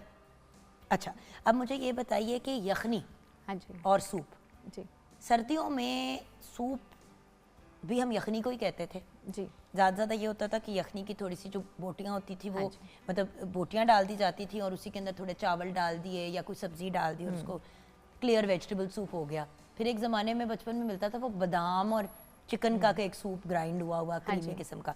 तो यखनी के बारे में आपकी क्या राय है और सूप्स के बारे में आपकी क्या राय है? अच्छा, इसमें सबसे ज़्यादा जो हमारे यहाँ पे मिथ है ना वो ये है कि हमने सिर्फ और सिर्फ विंटर्स में, सर्दियों में ही सूप का जो है वो लेना है, सूप का इंटेक करना है, जबकि सूप हो गया, आपकी यखनी हो गई, ये आपकी बॉडी के लिए काइंड ऑफ जैसे मॉइस्चराइज़र है। हम जैसे विंटर्स में अपनी बॉडी में मॉइस्चराइज कर रहे होते हैं, नहीं, आपकी इंटरनली बॉडी के लिए एक मॉइस्चराइज़र है। आपकी लुब्रिकेट करता है आपको। एग्जैक्टली, आपकी इम्यूनिटी से स्ट्रॉन्ग होती है, आपकी गट हेल्थ की डाइजेशन इससे अच्छी होती है, आपकी बोन हेल्थ इश्यूज़ जो हैं वो अच्छे होते हैं। और सबसे अच्छी बात ये होती है कि हमें पूरा साल ही होता है कि विंटर्स में ना हमने कम कैलोरीज के साथ हमने वेट कम करना है। वेट लॉस के लिए ये आपका, हम इसको एज अ सूप को एपेटाइज़र लेते हैं, जबकि ये बहुत अच्छा एक आपका प्रॉपर मील है। आप इसको एज अ मील यूज़ करें तो आपका वेट भी मेंटेन रहेगा और आपका वेट लॉस भी रहेगा। अब बात आती है, अक्सर आकर पेशेंट्स हमें कहते हैं कि हमने किस चीज़ की यखनी या किस चीज़ का, मटन की लें, बीफ की लें, चिकन की लें, वो बहुत ज़्यादा हो रहा होता है। ये बहुत मेजर सवाल है और उसी के साथ एक और कनेक्टेड सवाल है, लेकिन पहले आप इसका जवाब दें। अच्छा, उसमें सबसे ज़्यादा अच्छा ये है कि जो देसी मुर्गी, अब वैसे टू बी वेरी ऑनेस्ट अगर देखा जाए तो आजकल कुछ भी ऑर्गेनिक नहीं है अनटिल अनलेस हम अपनी आंखों से ना देख लें कि क्या चीज़ पे हो रहा है। लेकिन आपको अगर देसी मुर्गी मिलती है तो उसकी जो हड्डियों की यखनी है ना, वो सबसे ज़्यादा मुफीद है आपके लिए। बहुत अफादियत है उसकी हड्डियों में कि जो आप यखनी बना रहे हैं घर में एक प्रॉपर देसी मुर्गी की। लेकिन मटन कहा जाता है सबसे बेहतरीन होता है, या बीफ की? मटन भी, उसके मटन के जो गर्दन का गोश्त होता है वो आप ले सकते हैं। और देसी मुर्गी जो आपकी ग्रास फेड हो, जिसने कोई ग्रेन फेड ना हो, ग्रास फेड, कि उसने किस पे वो उसने जो है ना फीड की हुई है, वो उसको आप ले सकते हैं और वो आप उसकी यखनी बनाएं तो वो आपके लिए बहुत बहुत हेल्दी है। देसी मुर्गी वो है कि हर बंदा अफोर्ड कर देता है। मटन अक्सर अब यहाँ पर ड्यू टू इन्फ्लेशन हर बंदा अफोर्ड नहीं कर सकता, तो वैसे अगर आपको मटन भी मिलता है तो उसकी भी उतनी अफादियत है जितनी देसी मुर्गी की है। उसके बाद आती है कि अगर हम ये भी नहीं ले सकते, देसी मुर्गी भी नहीं अफोर्ड कर सकते या मटन भी नहीं ले सकते, उसके बाद नेक्स्ट क्या है, तो आपके काले चने जो उसका शोरबा होता है वो काइंड ऑफ आपकी एक यखनी बन जाती है, आप उसको इस्तेमाल कर सकते हैं, वो आपके लिए बहुत अच्छा होता है। काले चने बट कैसे बनाएं फिर? तरीका भी बता दे। काले चने का आप जो शोरबा हम अक्सर बना रहे होते हैं उसमें आप जो है ये कलवंजी अपनी उसमें इतना ज़्यादा मसाला जात इमली शिमली डाल रही होती है तो वो सालन ज़्यादा सूप कम होता है ऐसी है। लेकिन उसको हमने अगर ग्रेवी के फॉर्म में नहीं बनाना ना, तो हम उसको स्टार्ट में ही काले चने का जो शोरबा हम टाइप बना रहे होते हैं आप वो इस्तेमाल कर लेंगे तो वो तो नॉर्मली हर बंदा, दाल का सूप अक्सर होता है, काले चने का होता है, सब्जियों का सूप, आपने उसमें ये कॉर्नफ्लोर ये चीज़ें ऐड नहीं करनी होती। लेकिन देखें आजकल जो सूप ज़्यादातर बनाए जाते हैं वो बनाए जाते हैं चिकन पाउडर से, इसके बारे में क्या कहेंगे? अच्छा, वो चिकन पाउडर भी अगर तो आपने घर में उसको किस तरह आपने चिकन ऐड कर दिया है कि चिकन की पहले यखनी बनाई है, उसके अंदर आपने वेजिटेबल ऐड करके आपने एक सूप बना लिया, तो वो आपके लिए हेल्दी है। लेकिन अगर आप पैकेट वाले लेकर आ रहे हैं तो वो आप ये देखेंगे वो एक प्रोसेस पैकेट चीज़ है, क्योंकि कितने प्रोसेस से निकल कर उसको एक पैकेट में बनाया होगा उसकी शेल्फ लाइफ को इंक्रीज़ करने के लिए, वो पैकेट वाली चीज़ डालेंगे तो उसकी इतनी अफादियत नहीं है जितना आप घर के उसमें कर लें। सो बेसिकली यखनी घर की बनी हुई उसमें सूप बनाएं।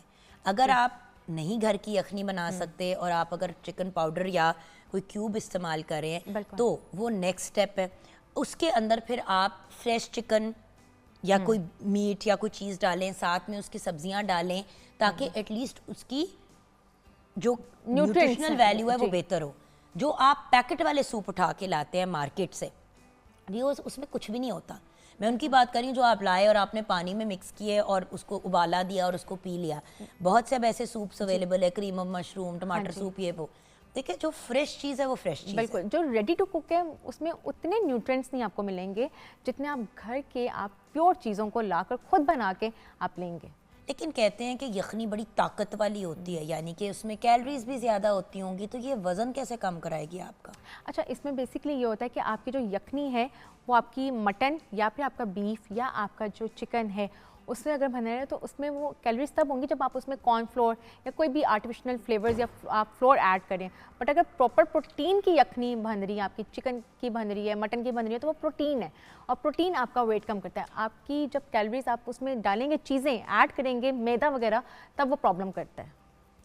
और ये बताएं कि वेट लॉस के लिए अगर यूज़ करना है तो अगर कोई तरीका बता दें, प्रोसीजर बता दें कि इस टाइम इतना लें, ये ना लें, कोई अगर ऐसा डाइट प्लान हो सूप से और यखनी से वेट कम करने का। अच्छा, सबसे पहले तो ये है कि हर बंदे की बॉडी डिफरेंट होती है, हर एक का मेटाबॉलिज्म डिफरेंट है, हर एक की डिजीज़ डिफरेंट है, हर एक बंदे की आपकी हर एक की चीज़ डिफरेंट है हर बंदे का। ये बिल्कुल नहीं मैटर करता कि अगर आपका एक बंदे को एक चीज़ सूट करी है तो अगर आप वही डाइट प्लान फॉलो कर लेंगे तो दूसरे बंदे को भी करेगा। आपने सबसे पहले तो अपने डाइटिशियन या अपने जो भी आपका हेल्थ प्रोफेशनल है उससे जाके आप अपनी बॉडी, अपनी हाइट, अपनी एज के अकॉर्डिंगली, अपने वेट के अकॉर्डिंगली आप कैलोरीज निकलवा लेते हैं। उस कैलोरीज में अब आपने अपना प्रोटीन इंटेक ज़्यादा रखना होता है, कार्बोहाइड्रेट्स कम रखने होते हैं। और प्रोटीन इंटेक में आप ये है कि आपने डिनर में ये नहीं कि आपने चपाती भी खाई या जंक भी खाया या राइस भी लिया उसके साथ आपने सूप ले लिया, इस तरह से आपका वेट कम नहीं होगा। आपने एज अ मील सूप लेना है तो सूप बाउल आप ले सकते हैं, उसमें आप वेजिटेबल्स ऐड करें, आप उसमें चिकन ऐड करें, आप उसमें थोड़ा सा कॉर्नफ्लोर घर में ऐड करके उसकी एक कंसिस्टेंसी को थिक करने के लिए आप वो सूप पी लें as a meal, as a dinner, तो वो आपका वेट कम करवा सकते हैं। मैं एक बात ज़रूर कहूँगी चिक, आप कॉर्नफ्लावर क्यों डालते हैं सूप में व्यूअर्स? आप इसलिए डालते हैं बिकॉज आपको उसकी एक लुक चाहिए होती है। जो चीज़ आपने घर पे पीनी है और अगर आप घर वाले ही हैं सारे, तो उसमें फिर कॉर्नफ्लावर डालने की ज़रूरत नहीं है। ऐसी है बिल्कुल, बिकॉज वो भी एक हाँ जी, बेतुकी आप कैलोरीज और अनहेल्दी कैलोरीज अपने सिस्टम में डाल रहे हैं। बिल्कुल। और अगर आप बच्चों में भी अगर ये बचपन से ही ये यखनी और सूप की हैबिट्स डाल देना, तो आप देखें कि उनकी इम्यूनिटी कितनी स्ट्रांग होगी। अभी जैसे रिसेंटली कोविड आया था तो उसमें एक ये बार बार कहा जाता था इम्यूनिटी स्ट्रांग करनी है, इम्यूनिटी स्ट्रांग करनी है। और इम्यूनिटी कैसे स्ट्रांग हो रही थी? या तो आपका प्रोटीन इंटेक आपके सूप, यखनी, इन चीज़ों से, या जो आपकी ये विटामिन सी के फ्रूट्स थे, जितने हमारे विंटर्स के फ्रूट्स हैं, आपके कैरेट आ गया, आपके चुकंदर आ गया, बीट रूट आ गया, ऑरेंजेस आ गए, ये इम्यूनिटी बूस्टर्स हैं। तो उसके साथ साथ ये है कि आप अपना ये सूप और यखनी का इस्तेमाल बच्चों में भी ये हैबिट डालें कि वो इस्तेमाल करें। लेकिन ना अब सूप अगर आप बना रहे हैं, गाजर थोड़ी सी काट दी, मटर आपने थोड़े से डाल दिए, थोड़े आलू आपने डाल दिए, जो रेगुलर आपको सब्जियां मिलती है मार्केट के अंदर, अदरक लहसुन आपने थोड़ा सा डाल दिया आपकी सूप की, उसमें थोड़ी सी आपने चिकन के पीसेस डाल दिए, तो आपका एक सूप मुकम्मल है। चलिए अगर आपका बहुत दिल चाह रहा है तो थोड़ी सी आपने कोई भी जो इंस्टेंट नूडल्स होती हैं थोड़ी सी डाल दी, ताकि वो चिकन वेजिटेबल सूप बन जाए, चिकन नूडल सूप बन जाएगा अल्टीमेटली।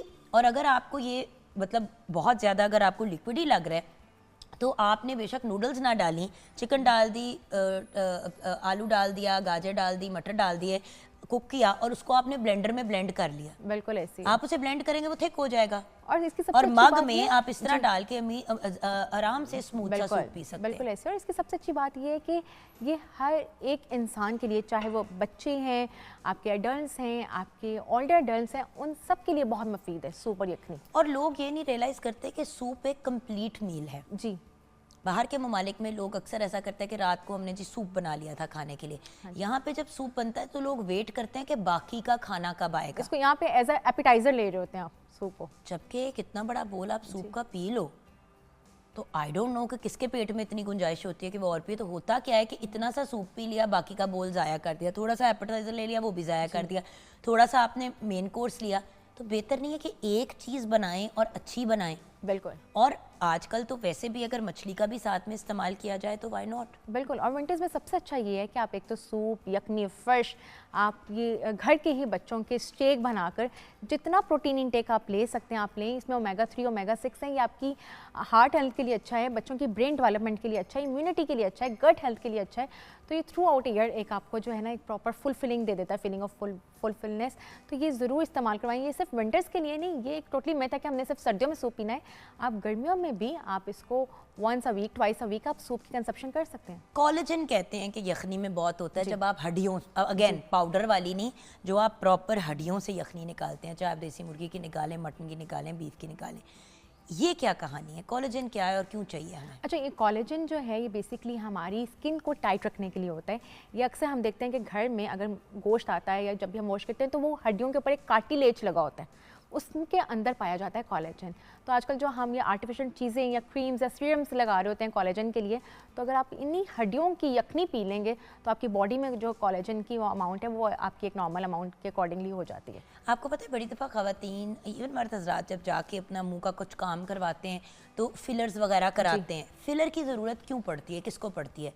फिलर की ज़रूरत फिल करना, फिल इसलिए आपको करना पड़ता है क्योंकि आपकी खुराक में और आपकी एज की वजह से आपकी बॉडी में कोलेजन की जो सप्लाई है या जो कोलेजन का लेवल है वो कम होता जा रहा है। यानी कि जब हम छोटे होते हैं तो हमारे मुंह पे बड़ी एक प्लम्प सी एक वो वाली लुक होती है। जब हम बड़े होते हैं तो मुंह पतला होना शुरू हो जाता है। लोग कहते हैं कि ओ फेस पतला हो गया, एक्चुअली आपके मुंह में कोलेजन खत्म हो रहा होता है। बिल्कुल। बट जो लोग अपनी खुराक को अच्छा रखते हैं, यखनी का इस्तेमाल करते हैं, उसके अलावा कोलेजन बूस्टिंग चीज़ें खाते हैं और उनको इस्तेमाल करते हैं, उनकी स्किन पे ये मसाइल नहीं आप देखते। बिल्कुल ऐसे। और इवन बच्चों को जब हम 6 मंथ्स के बाद हम वीनिंग स्टार्ट करवाते हैं तो हम पेरेंट्स को ये कहते हैं कि उनको यखनी वाला पुलाव, राइस अगर आपने करवाना है स्टार्ट तो बच्चों को बिल्कुल यखनी वाला पुलाव स्टार्ट करवाएं, ताकि वो इनकी इम्यूनिटी के लिए बहुत अच्छा हो, उनके ये जो उनकी बॉडी के लिए, इंटरनल बॉडी के लिए बहुत अच्छा है कि आप यखनी वाला पुलाव इस्तेमाल करवाएं।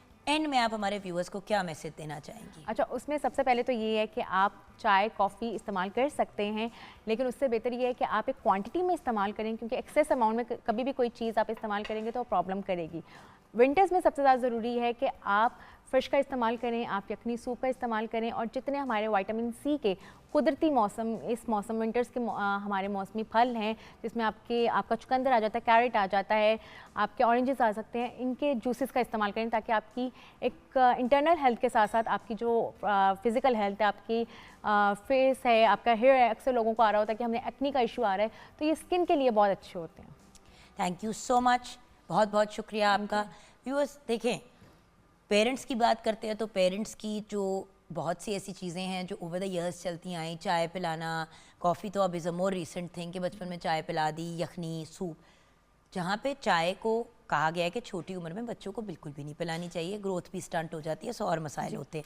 लेकिन जब हम बात करते हैं यखनी की, सूप्स की, तो ये तो वो बड़ी अच्छी अच्छी पॉजिटिव चीज़ें हैं जो हमारे पेरेंट्स और उनके पेरेंट्स करते थे, जिनको हमें लाइफ में वापस लाना चाहिए। अफसोस के साथ कहना पड़ता है कि बाहर के ममालिक में जो चीज़ हमारे यहाँ, मतलब जो चीज़ ख़त्म हो चुकी होती है, जिसको कोई पूछ भी नहीं रहा होता, वो चीज़ हमारे यहाँ ट्रेंडिंग हो जाती है। अब वहाँ पे हर बंदा नेचुरल, ऑर्गेनिक, बोन ब्रॉथ, यखनी, इन चीज़ों की तरफ जा रहे हैं। हम अभी तक डब्बों से बाहर नहीं निकल रहे। Natural and organic is the best option. यहाँ पे ब्रेक की तरफ जाएंगे। आपका बहुत बहुत शुक्रिया मैम। ब्रेक के बाद जब वापस आएंगे तो हम बात करेंगे पिछली जनरेशन और अब की जनरेशन में फ़र्क और कैसे इसको ब्रिज किया जाए। ब्रेक के बाद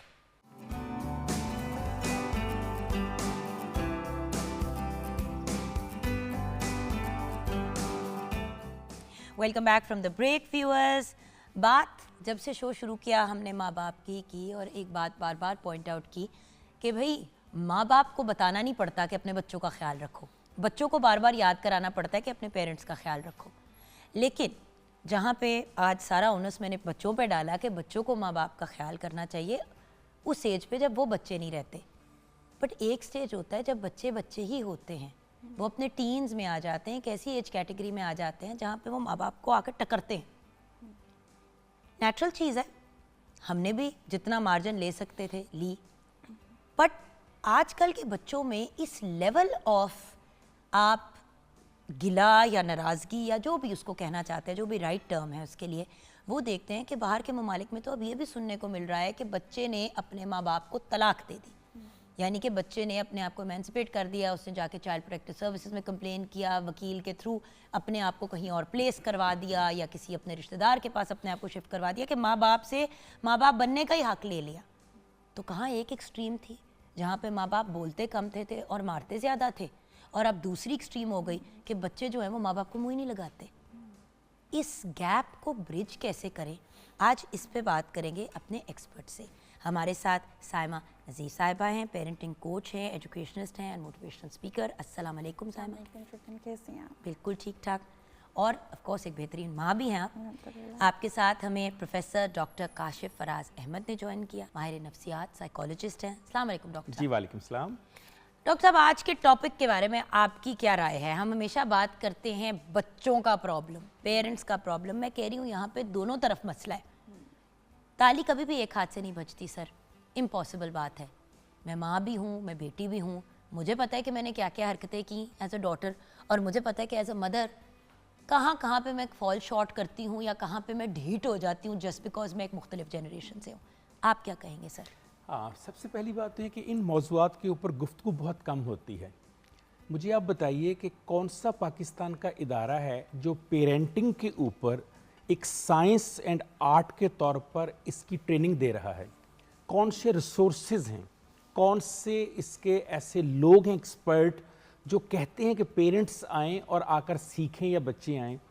तो जब इस तरह के आप अपनी अगली जनरेशन के ऊपर स्पेंड नहीं करेंगे, जब आप कंज्यूम नहीं करेंगे उनके ऊपर अपना वक्त, तो फिर ये प्रॉब्लम्स तो आपको आएंगे। देखिए, पिछले 10-15 साल में इतनी तेज़ी से तब्दीली आई है।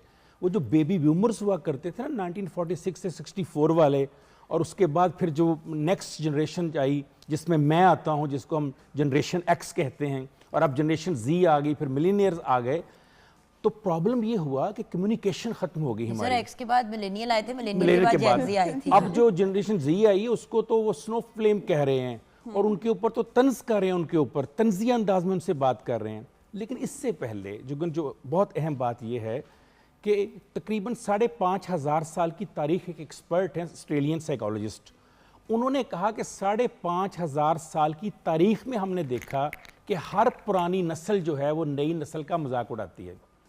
ये कहना कि आज की नई नस्ल जो है उसमें ये चीज़ें आ गई हैं और पुरानी में बहुत अच्छी थी, देखिए हर वक्त के साथ आप उसको अगर आजमाएंगे, बात करेंगे, फिर बात है। आप एक मछली से तवक्को करें कि वो दरख्त पे कितना अच्छा चढ़ती है, तो इसका मतलब है कि आपका मयार गलत है। प्रॉब्लम यह है कि आप पुरानी नज़र से आज के बच्चे को उस मयार पर परख रहे हैं जिस मयार पर उसे परख नहीं सकते आप। लेकिन सर, जब जनरेशनल चेंज की बात करते हैं, शिफ्ट की बात करते हैं, एक होता है शिफ्ट आया, आप 0 की स्पीड पे जा रहे थे तो अगली जनरेशन 20 पे चल रही है। आजकल ये लगता है कि हम अगर 60 की स्पीड पे चल रहे थे तो नई जनरेशन जो है वो 200 की स्पीड पे जा रही है। ये महसूस होता है, शायद हमारे पेरेंट्स भी यही महसूस करते थे। लेकिन साइमा, आपकी जो आपने मिसाल दी है ना अभी जुगन, एग्जैक्टली मैं रास्ते में सोच रही थी कि अगर ज़िंदगी को देखा जाए तो बिल्कुल ऐसे है जैसे हम किसी ट्रेडमिल पे खड़े हैं, राइट। अब आपके अपने हाथ में आप इसकी स्पीड कितनी ज़्यादा रखें या कितनी कम रखें, मगर बहरहाल आप यहाँ रुक नहीं सकते। सो आई थिंक द बेसिक जो मुझे लगता है वो ये है कि एज अ ह्यूमन अगर हम देखें तो हमें इस ज़िंदगी में कॉन्स्टेंट लर्निंग, कॉन्स्टेंटली इवॉल्व होने का प्रोसेस है। आज हमारे जो पेरेंट्स थे उनकी पेस एंड ओवरऑल जनरली भी अगर देखा जाए तो अब ज़माने में ज़िंदगी की वो पेस नहीं है, वो स्ट्रेस नहीं है, वो स्ट्रगल्स नहीं हैं जो जितने पहले थे वो बहुत कम थे। और अब आज का बच्चा is under so much stress, under so much pressure.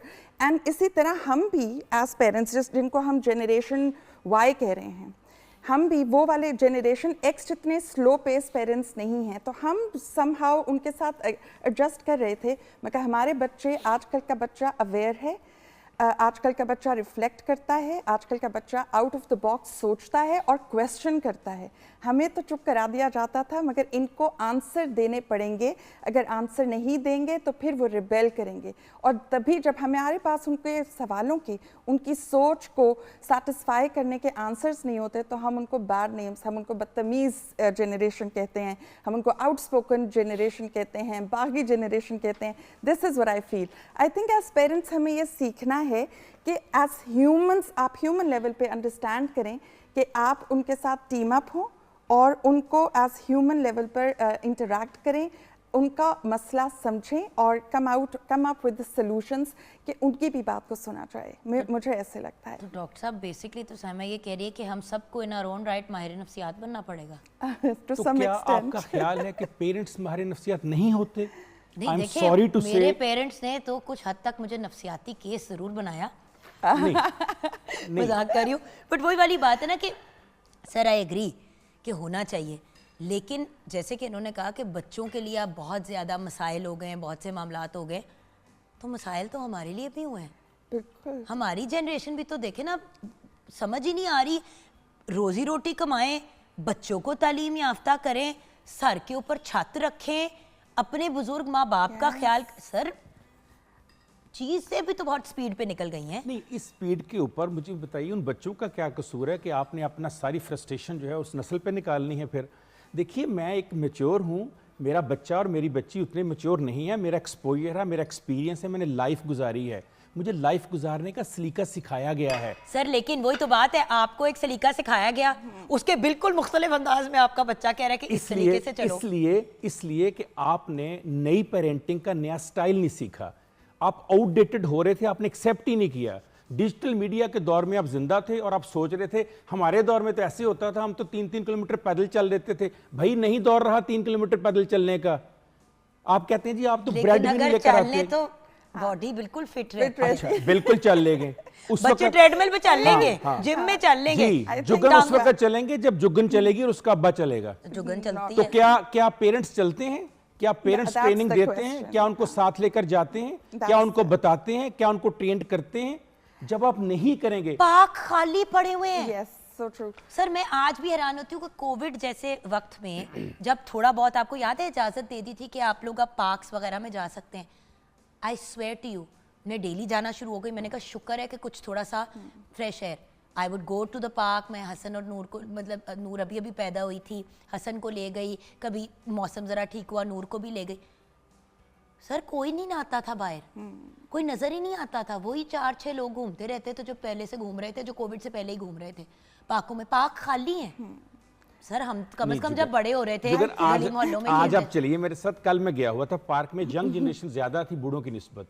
Sir Shalimar में चले मेरे साथ, बागे जना चले मेरे साथ, ये बात नहीं है। एक्चुअली हम प्रॉब्लम ये है कि हम अपने जो आंखों का आईना का अक्स है ना, उसमें आज की जनरेशन को देखना चाहते हैं, ब्लाइंडर्स के साथ देखते प्लीज हैं। माइंडसेट थोड़ा सा चेंज करना पड़ेगा। हमारा कल पर्सपेक्टिव के ख्यालात से, कल के पर्सपेक्टिव से, कल के इदराक से आज की नस्ल के साथ नहीं चला जा सकता। देखिए जब मैं और आप अपने बच्चों को पालते थे या मेरे पेरेंट्स पालते थे ना, उनको छोटी सी चीज़ लेने के लिए जाना पड़ता था। आज मेरा बच्चा घर बैठकर हर चीज़ मंगवा लेता है। वो मुझे कहता है पापा किधर जाओगे, रात 2 बजे बारिश हो रही है, एक बैठे मैं भी मंगवा देता हूँ।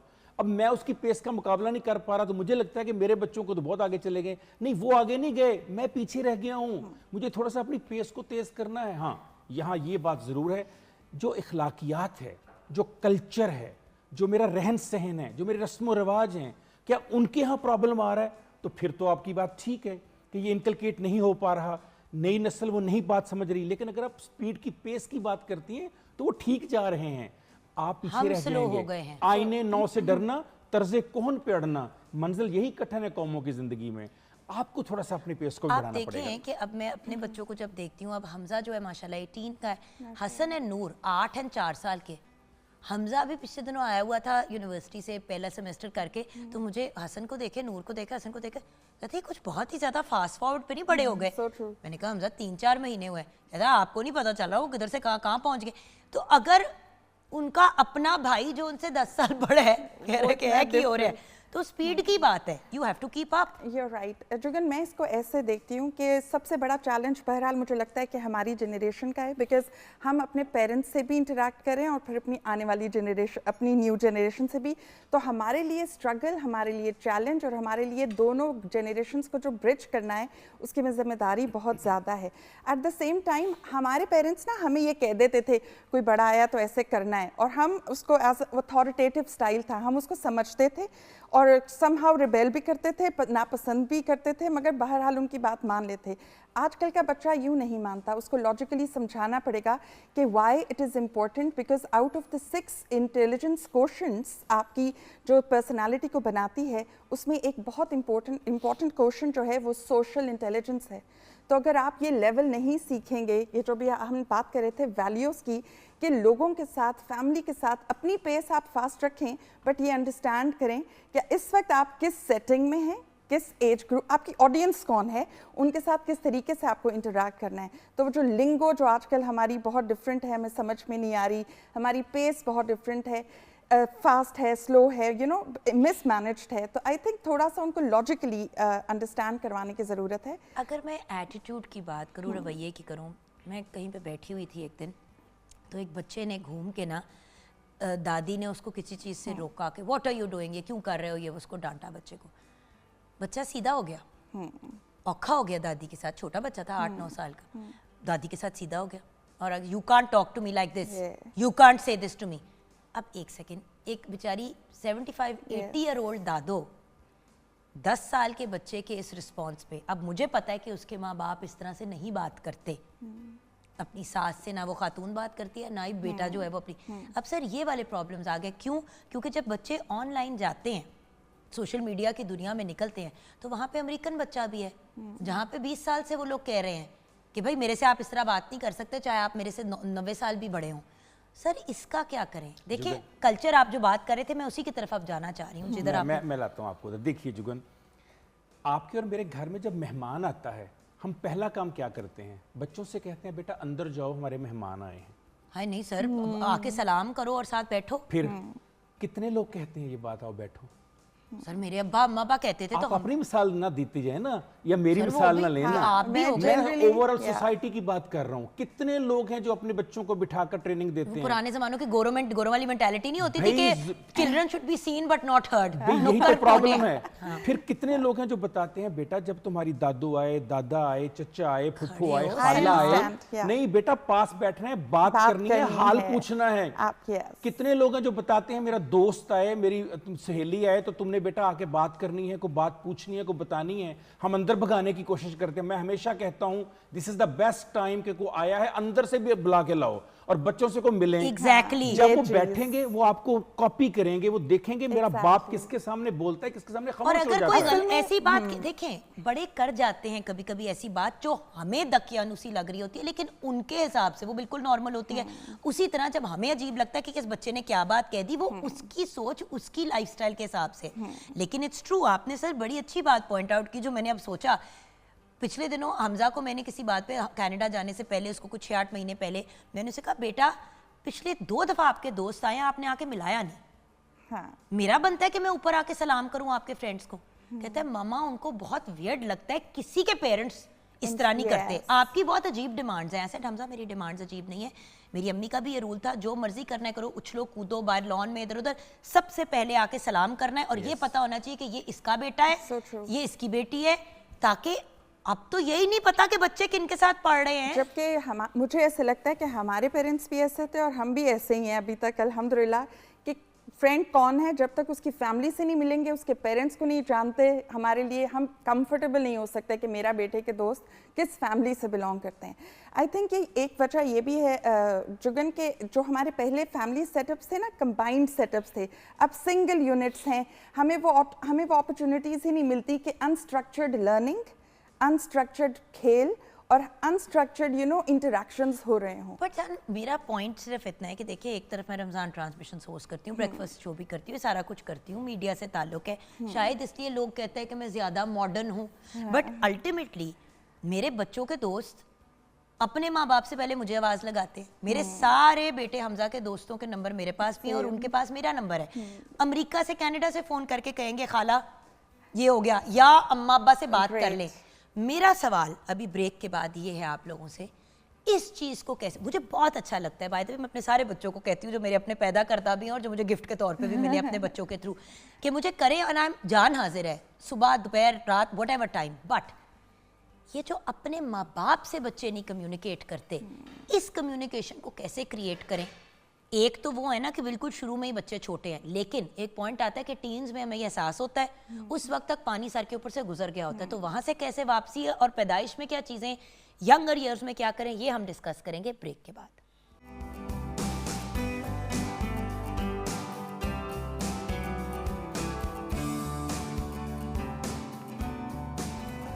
Welcome back from the break viewers. Break के बाद किचन में एक नज़र डालनी बहुत ज़रूरी है, क्योंकि मुझे पता है कि धुआंधार चिकन जो है वो तैयार भी हो गई और धुआं उन्होंने बड़ी मुश्किल से कंटेन भी किया हुआ है। Yes. जी वहाँ रेडी एक creamy salad, cucumber and Dhuandhar chicken.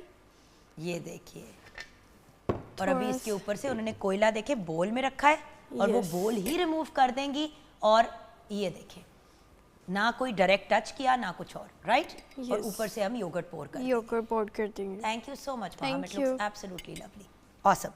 हम वैसे जो पेरेंट्स की बात कर रहे हैं, क्योंकि आप दोनों जनरेशंस को के अंदर फॉल करते हो, Yes. एज अ बच्चा ऑल्सो, नहीं आपकी भी शादी हुई है, देन ऑल्सो अब उस स्टेज पे जहाँ अपने घर की हो गई हो, क्या जो बात कही जा रही है आपके ख्याल से आप अग्री करते हो उसके साथ? सिचुएशंस बहुत डिपेंड करती हैं इन चीज़ों पे, सिचुएशन स्पेशली। यस, बहुत ज़्यादा।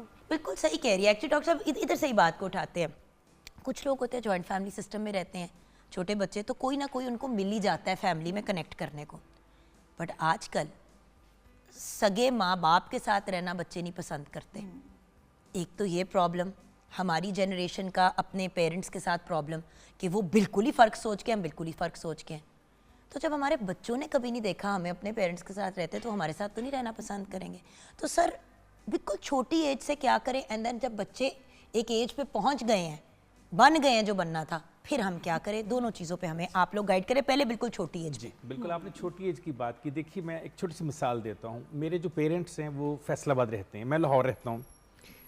अच्छा, जब मैं उनको लेकर निकलता हूँ ना फैसलाबाद के लिए, तो मैं मोटरवे पे गाड़ी रोक देता हूँ एक जगह। मैं कहता हूँ बेटा, मेरी एक बेटी है, 3 बेटे हैं, मैं उनसे कहता हूँ आप चारों को घर में किसी तरह की पाबंदी तो नहीं? उन्होंने कहा नहीं, आप मर्जी से उठते हो जो कहते हैं। मैंने कहा बेटा बेटी, अब हम जा रहे हैं फैसलाबाद दादा दादों के पास। अब हम वहाँ उस वक्त उठेंगे जब दादा दादी उठते हैं, उस वक्त सोएंगे जब दादा दादी सोते हैं, जब वो बातें करेंगे हम उनसे बातें करेंगे, जब वो खाना खाएंगे हम खाना खाएंगे, जब वो नमाज़ पढ़ेंगे हम नमाज़ पढ़ेंगे, और हम मोबाइल इस्तेमाल नहीं करेंगे। वापसी पर आप दोबारा मोबाइल उसी तरह अपनी ज़िंदगी चलाना। उतने दिन के लिए हम दादा दादी की ज़िंदगी गुजारेंगे। मुझे बताइए कि अगर आप छोटे बच्चे को अलग भी रह रहे हैं, जो अभी आपने कहा ज्वाइंट फैमिली, मैं बिल्कुल एक्सेप्ट कर इस बात से कि अलग रहने से कुछ ज्वाइंट फैमिली तो कहती ज्वाइंट को है, अगर अलग हो गया वो कहाँ रह गई फैमिली। तो मैं जहाँ पर भी हूँ, अगर मेरा कनेक्टनेस है, मैं कनेक्ट हूँ अपने बाप के साथ, अपनी चचा के साथ, अपनी खाला के साथ, मेरे बच्चे कनेक्ट हो जाएंगे। पहला सवाल मेरा ये, क्या मैं कनेक्ट हूँ? बहुत अच्छा जब पॉइंट। मैं ही कनेक्ट नहीं हूं तो मैं अपने बच्चों को क्या कनेक्ट करूं? आप खुद अपने अम्मा अब्बा को सुबह उठ के घर में रहते हुए जाके सलाम नहीं करते, दुआ नहीं लेते माँ से घर से निकलने से पहले। और इसके लिए आपको मुस्लिम होना जरूरी नहीं है, एक इंसान होने के नाते जो जिस मजहब से बिलोंग करता है, माँ के माथे पे दिया हुआ बोसा, सर पे रखा हुआ हाथ, और जब माँ अपने गले से लगाती है तो सारे दुख भूल जाते हैं। क्या हम उस माँ को सलाम तक करना पसंद करते हैं? यही प्रॉब्लम है सबसे बड़ी, यही प्रॉब्लम सबसे बड़ी। हम खुद नहीं करते, फिर हम कहते हैं बच्चे रिस्पेक्ट नहीं करते हो। भाई छोटी सी उम्र पे आपने कभी खुद नहीं बच्चों को सलाम किया, तो वो आपको क्यों सलाम जो करें? दूसरा हिस्सा आपने पूछा कि बड़े बच्चों अच्छा, उसके बाद सर मैं उस पे आऊंगी, पहले जरा छोटे पे कवर करें। I think बिल्कुल I totally agree with this Jugan, and I've always preached this to all my, जितने भी वालिदैन से मिलती हूँ, जितने भी उस्तादों से मिलती हूँ, टीचर्स से मिलती हूँ, I always tell them कि बच्चा वो नहीं सीखता जो आप उसको बताते हैं या जो वो सुनता है, बच्चा वो सीखता है जो वो देखता है। तो जो अमल आप चाहते हैं हमारे बच्चों में आए, जैसे एक छोटी सी अगर मैं मिसाल लूँ, मुझे लगता था कि मेरी लाइफ में फिज़ी ड्रिंक्स का इंटेक बहुत ज़्यादा है, तो मैंने एक डेलिब्रेट अटेम्प्ट की ताकि ये आदत आगे ट्रांसफ़र ना हो। या फ्रूट्स मैं कम खाती हूँ, तो मैंने एक डेलिब्रेट अटेम्प्ट की कि कैसे उसको इंटरेस्टिंग बनाया जाए कि वो मेरे बच्चे की लाइफ का पार्ट बने, उसकी डाइट का हिस्सा बने। सिमिलरली कि घर में अगर नानो हैं, दादी हैं, फुप्पो हैं, तो मैंने जैसे अभी डॉक्टर साहब बता रहे थे कि मैंने बता दिया कि पेरेंट्स के लिए टाइम निकालना है, तो हमारे घर में क्या है कि एवरी डे स्केड्यूल में ही उनका साथ है, यानी टॉकिंग टाइम निकालना ही निकालना है, 30 मिनट्स विद दादी माँ। उर्दू रीडिंग करनी कैसे है? नानों के पास बैठ के वो स्टोरी सुन लेंगी, आपकी उर्दू डेवलप हो जाएगी। गार्डनिंग करनी है, अभी आजकल हमारे घर में किचन गार्डनिंग का बहुत ट्रेंड है, and I am telling you बहुत ज़रूरी है कि बच्चों को नेचर से कनेक्ट करें, और ना वो सिर्फ अपना इंटरेस्ट, उनकी लर्निंग है, एक्चुअली वो तीनों जनरेशन्स उनमें इन्वॉल्व हो रही होती हैं। तो वो एक आपका family bonding, family values, interconnected how you're a well net family. बड़ी अच्छी बात आप दोनों ने की। जैसे डॉक्टर साहब ने भी कहा कि भाई देखिए, अब मेरे पेरेंट्स फैसलाबाद में रहते हैं, मैं लाहौर में हूँ, विद माई बच्चों की पढ़ाई शढ़ाई सारा कुछ उस पॉइंट ऑफ व्यू से, बट फिर भी जॉइंट फैमिली वाला सिस्टम है, क्योंकि दे आर वन। ये नहीं है कि दादा दादी को 3-3 साल बाद जाके मिला और बेचारे दादा दादी को उठ के आना पाए। आप रिस्पेक्ट देंगे तो आपको रिस्पेक्ट मिलेगी, लेकिन आपके बच्चे वही सीखेंगे जो आप करेंगे, रिस्पेक्ट देंगे आप वो भी। अच्छा, अब डॉक्टर साहब हम आ गए उस स्टेज पे जिसपे एक्चुअली माँ बाप परेशान होते हैं। बच्चा हो गया 13-14 साल का, या बेटी हो गई 13-14 साल की, बाप कमरे में एंटर हुए, बच्ची इस तरह करके फ़ोन पे लगी हुई है, बाप कहता है अस्सलाम वालेकुम, बेटी इग्नोर कर रही है। बाप का, बेटा आपसे बात कर रहा हूँ, yes I heard you, I am sorry, ये हर दूसरे घर में हो रहा है, हैरान वाले होने वाली बात नहीं है, गुस्ताखी का वो वाला लेवल। बट अब वो स्टेज है कि हम रिवाइंड करके तो जा नहीं सकते ना, बाप को फिर से नहीं सिखा सकते कि आपने पहले सलाम नहीं इसको करते थे बच्ची को, अब आप कर रहे हैं तो अब आपको लिफ्ट नहीं करा रही। तो सर अब इस स्टेज पे क्या करें जब बच्चा 12-13 साल का हो गया है, अपनी एक वो आ गई है और थोड़ा सा फ्लेक्स करने की भी आदत आ गई है बेटे बेटी में, तब क्या करें? अच्छा, पहली बात जो कि ये इस स्टेज तक पहुंची कैसे है बेटी और बेटा? वो जो पिछले 14 साल है उसको हम निकाल नहीं सकते उसकी ज़िंदगी से, जो आपने अभी मिसाल दी। पिछले 14 ईयर्स में मैंने, यानी एज ए बाप और एज ए माँ, हमने उसे इस मकाम पर पहुंचाया है। हमने खुद से उससे कनेक्ट नहीं होने दिया, मोबाइल से कनेक्ट हो गई। वो मोबाइल पे डिसलाइक का बटन नहीं होता, ज़िंदगी में डिसलाइक होती है। मोबाइल पे सिर्फ लाइकिंग होती है। 2 मिसालें मैं आपको देता हूँ क्या करना चाहिए। पहली अब्दुल सत्तार ईदी की ज़िंदगी से। उनसे किसी ने पूछा कि आप ईदी बने कैसे, आप तो अब्दुल सत्तार थे। उन्होंने कहा मेरी माँ 2 आने देकर कहती थी, 1 आना तेरा, 1 तेरे दोस्त के लिए। क्या हम बच्चे को देना सिखाते हैं? क्या हम बच्चे को डिसीजन मेकिंग सिखाते हैं? क्या हम बच्चे को प्रॉब्लम सॉल्विंग सिखाते हैं? फैसला साजी का हाथ। मैं आपको ज़ाती मिसाल देता हूँ। मैं 7वीं जमात में था, गांव में रहते थे हम, फैसलाबाद से को 80 किलोमीटर आगे मेरा गांव है, कच्चे मकान। 7वीं जमात में मेरे वालिद इंजीनियर थे, मुझे उन्होंने पैसे देकर कहा अपनी 2 फुफ्फो को फैसलाबाद, 1 फुफ्फो को मंडी बहाउद्दीन ईद देकर आओ। मैंने कहा मैं जाऊं? उन्होंने कहा यस तुम जाओगे। 7वीं 8वीं 9वीं 10वीं 4 साल में गया। आज इस एज में मुझे पता है काशिफ फराज तुम्हें अपनी बहन को, अपनी फुफ्फो को ईद देनी है। क्या मैंने अपने बेटे को कहा 10th क्लास में, बेटे तुम जाकर मेरी बहन को, अपनी फुफ्फो को ईद देकर आओ? मेरे बाप ने मुझे सिखाया देना कैसे है, क्या मैंने अपने बेटे बेटी को सिखाया? सर अब वही वाली बात है ना सीखने की। आपने एग्जाम्पल दिया, शुक्र है आपने ये बात की, कुछ मुझे हमेशा से इस बात पे फैमिली से डांट पिटी। बच्चों की जब भी बर्थडे होती थी ना, हमजा की बर्थडे से 18 ईयर्स, जब भी उसकी बर्थडे होती थी तो बर्थडे पे आपको पता है अक्सर लोग पैसे वगैरह देते हैं। तोहफे तो आ ही जाते थे, चाहे 6 आते 8 आते, लेकिन जो पैसे आते थे, घर में जो भी स्टाफ काम करता था ना, हमजा ने अपने हाथ से जाके उनको अपनी बर्थडे के पैसे देने होते थे।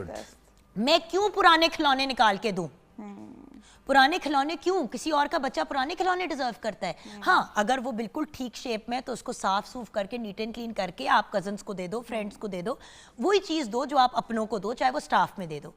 अपनी बर्थडे पे जब आप अपनी बर्थडे मनी जाके किसी को देते हैं तो आपकी दिमाग में एक मैसेज जाता है। आज वही हमजा मुझे जब आया कनाडा से पिछले दिनों, तो मुझे आके उसने कहा है कि मामा ये सारे कपड़े मैं नहीं पहनता, अलमारियां भरने का कोई तुक नहीं है, प्लीज़ ये आप सबको दिखा दें जिसको घर में चाहिए, अगर किसी को नहीं चाहिए तो आगे चैरिटी को दे देना, बट प्लीज़ मामा इसको सेव ना करना। मेरा दिल इतना बड़ा हो गया कि यार, और जब मैंने वो कपड़े चेक किए तो साइमा वो सब नए या ऑलमोस्ट नए थे। उसने कोई चीथड़े, खराब जूते, कोई ऐसी चीज नहीं नीचे लाए, क्योंकि उसको पता मैं साथ फाड़ देती कि ये दोगे तुम आगे। दूसरे के लिए वो पसंद करो जो अपनी जात के लिए करते हैं। Absolutely, absolutely. और जैसे आपने कोट किया ना, इसमें 2 चीज़ें हैं जोगन, एक तो उनको देना आया, दूसरा उनको डिसीजन मेकिंग भी आई। उन्होंने ये डिसाइड भी किया कि मैंने अच्छी क्वालिटी चीज़ ही दोनों को देनी है। तो आई थिंक इसी तरह की सिमिलर एक्सरसाइजेस मैं भी अपने बच्चे के साथ वाली बात बड़े मजे की, अब मैं आपसे कॉपी करूंगी। लेकिन हम एक दूसरे से सीखते हैं। एब्सोल्युटली, एब्सोल्युटली, एक दूसरे से सीखना ही हमारा अमल है। और आज अगर आप आज अपने पेरेंट्स का ख्याल रख रहे हैं, अपनी मदर के लिए खड़े हो रहे हैं, दरवाज़ा खोल रहे हैं, हेल्प कर रहे हैं, पानी पिला रहे हैं, तो आई एम श्योर आपके बच्चे को ये बात बतानी नहीं पड़ेगी। जैसे ही आप खड़े होंगे वो आपके लिए पहले खड़े होंगे। बट जो आपने बात की ना कि अगर 14 इयर्स का बच्चा हो गया है, अब उसको रिवाइव कैसे किया जाए, हम रिवाइंड तो नहीं कर सकते। तो आई थिंक ये बहुत ही मुश्किल सिचुएशन है, एक परेशान कुन, मगर आई थिंक ये वो वाला टाइम है जहाँ पर मैं आपसे कह रही थी कि let's admit that we are all humans. अगर मैं सिमिलर सिचुएशन को रखूँ एज अ पेरेंट, तो मुझे लगेगा कि सबसे पहले हमें यही करना चाहिए कि talk to the child and tell her, you know what, आप जहाँ तक पहुँची हो वहाँ तक लाने का जिम्मेदार मैं हूँ। मैं यानी मैं एज मदर मैं हूँ, मैं या फादर हैं जो भी, मेरी वजह से या हमारी वजह से आज ये हुआ है, मगर मैं इसके आफ्टर इफेक्ट्स देख रहा हूँ और मुझसे गलती हुई है। लेट्स सिट डाउन, आओ हम बैठते हैं, बात करते हैं और लेट्स सी इसको यहाँ से कैसे बेहतर किया जा सकता है। आपके बच्चे 2 चीज़ें सीखेंगे, एक ये कि हमेशा पेरेंट्स ठीक नहीं होते, वालिदैन से भी गलती होती है। गलती मानना के लिए बहुत बड़ा दिल चाहिए, और गलती कोई भी हो बात करने से ठीक हो सकती है। लेकिन सबसे फ़नी बात यह है कि हमें अपने माँ बाप से और अपनी औलाद से और भाई बहन से माफ़ी मांगने में मौत आती है, जबकि सबसे ज़्यादा हमारे करीबी ताल्लुक यही होते हैं जो हमारे रब के बाद अगर हमारे हर गुनाह कोई माफ़ कर देगा तो यही क्लोज रिलेशनशिप्स हैं। हम अपनी false ego, not real ego, false ego को लेके अपने आप को डुबा देते हैं। यहाँ पे एंड में वन लाइन का आपकी क्लोजिंग सर। जी, सबसे पहली बात तो ये है कि अपने बच्चों को अपने जिस्म की या अपनी ज़िंदगी की एक्सटेंशन ना समझें प्लीज़। दुनिया में हर नया बच्चा जो आया है वो अपनी एक इंडिविजुअल साख्त लेकर आया है, सोच लेकर आया है। आपके 2 बच्चे भी एक दूसरे के बराबर नहीं हैं। प्लीज़ हर बच्चे को ये कहना वो तुम्हारा भाई जो है वो तो तुम्हारी बहन तो ऐसे नहीं है, भाई वो नहीं है, वो है जो है, उसे उसके साथ मुकाबला करें, उसका मुकाबला उसकी बहन से, उसके भाई से, उसके कज़न से, उसके दोस्तों से मत करें प्लीज़। ये कोई ऐसी आपकी कोई चीज नहीं है, कमोडिटी नहीं है जिसको आप कंपैरिजन करके। और हमें कितना बुरा लगता था हाँ जी। भैया जब हम लोग बड़े हो रहे थे। मुझे तो अब भी लगता है, अभी भी मुझे मतलब तो अब भी लगता है। मामा अभी भी कल जब कहती हाँ। हैं कि हाँ लेकिन सबसे इंटेलिजेंट बच्चा तो मेरा चिंकी है, मतलब Yes, मेरी बहन के लगता बारे है में, तो अभी भी जाके चुभता है। तो जो चीज खुद चुभती है वो बच्चों के साथ क्यों कर रहे हैं? प्लीज ऐसा ना करें और उनको एम्पैथी सिखाएं, उनको बताएं बेटा आप जिसके साथ जो कर रहे हो जरा थोड़ी देर के लिए रोल रिवर्सल करके देखो कि अगर आप उसकी जगह होते तो आपको कैसा लगता। उसको एम्पैथी सिखाएं, उसको दूसरे के साथ जुड़ना सिखाएं, उसको दूसरे की हेल्प सिखाएं, और वो तब आएगी जब आप कर रहे होंगे। आपको देखकर वो खुद उस तरह करना शुरू कर देगा। अच्छा, इतना जरूरी है आपका ये करना कि बच्चे अनकॉन्शियसली आज नहीं तो 10 साल बाद आपको कॉपी करेंगे। Exactly so true. I think मैं बिल्कुल सेम बात कहूँगी जुगन, हम अपने बच्चों से बहुत ज़्यादा एक्सपेक्टेशंस रखते हैं। तो एक तो ये कि हमें अपने बच्चों से बहुत रियलिस्टिक एक्सपेक्टेशन रखनी है, उनको ये मार्जिन देना है कि वो ह्यूमन हैं और हर इंसान की अपनी अपनी कैपेसिटी है, वो उस कैपेसिटी के अकॉर्डिंगली ही सीखेगा, ज़िंदगी में जो भी अचीव करेगा अपनी कैपेसिटी के अकॉर्डिंगली करेगा।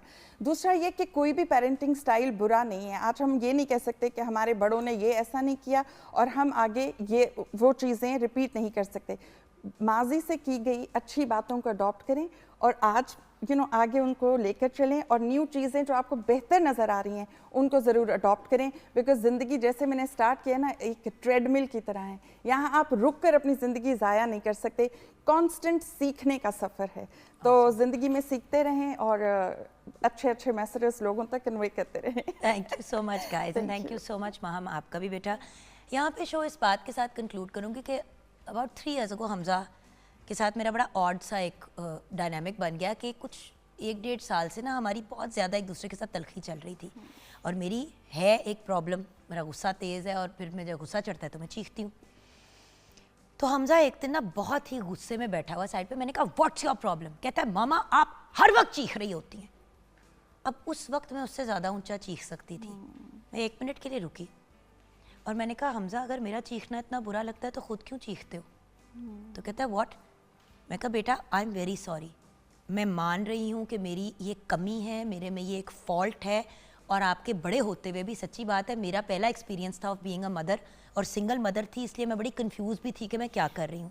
कुछ पुराने ट्रॉमे का भी गुस्सा है, मुझे माफ़ कर दो, मैं कोशिश करूँगी कि मैं कम चीखूँ, लेकिन पुत्र जो मेरी बुरी आदत है उसको तो ना अडॉप्ट कर। अभी आप अपना गुस्सा बेहतर कंट्रोल कर लोगे, मेरी स्टेज पे पहुंच के मुश्किल होगी। बिकॉज मैं आपको बता नहीं सकती, मेरी पूरी रिलेशनशिप बच्चे के साथ शिफ्ट हो गई और अब हम गुफ्तगू करते हैं। मैं ज़्यादा गुस्से में आती हूँ, उसकी शक्ल पे एक्सप्रेशन आती है और मैं एकदम से काम डाउन हो जाती हूँ कि 1 मिनट, 2.5-3 साल पहले ये बात हुई थी, मैंने अपने आप को कंट्रोल करना है। तो व्यूअर्स, ज़िंदगी सीखने का नाम है और कोई भी इंसान ना सीखा हुआ पैदा होता है और ना ही सीखा हुआ इस दुनिया से जाता है। The greatest wisdom is in knowing that you know nothing at all. आप ये मान ले कि आप कख नहीं जानते, आप सारी ज़िंदगी सीखते रहेंगे। अपना ख्याल रखिएगा, अपने बच्चों का ख्याल रखिएगा, अपने माँ बाप का ख्याल रखिएगा और साथ साथ अपना भी थोड़ा नहीं तो थोड़ा ज़्यादा ख्याल रख लीजिएगा। खुदा हाफिज़।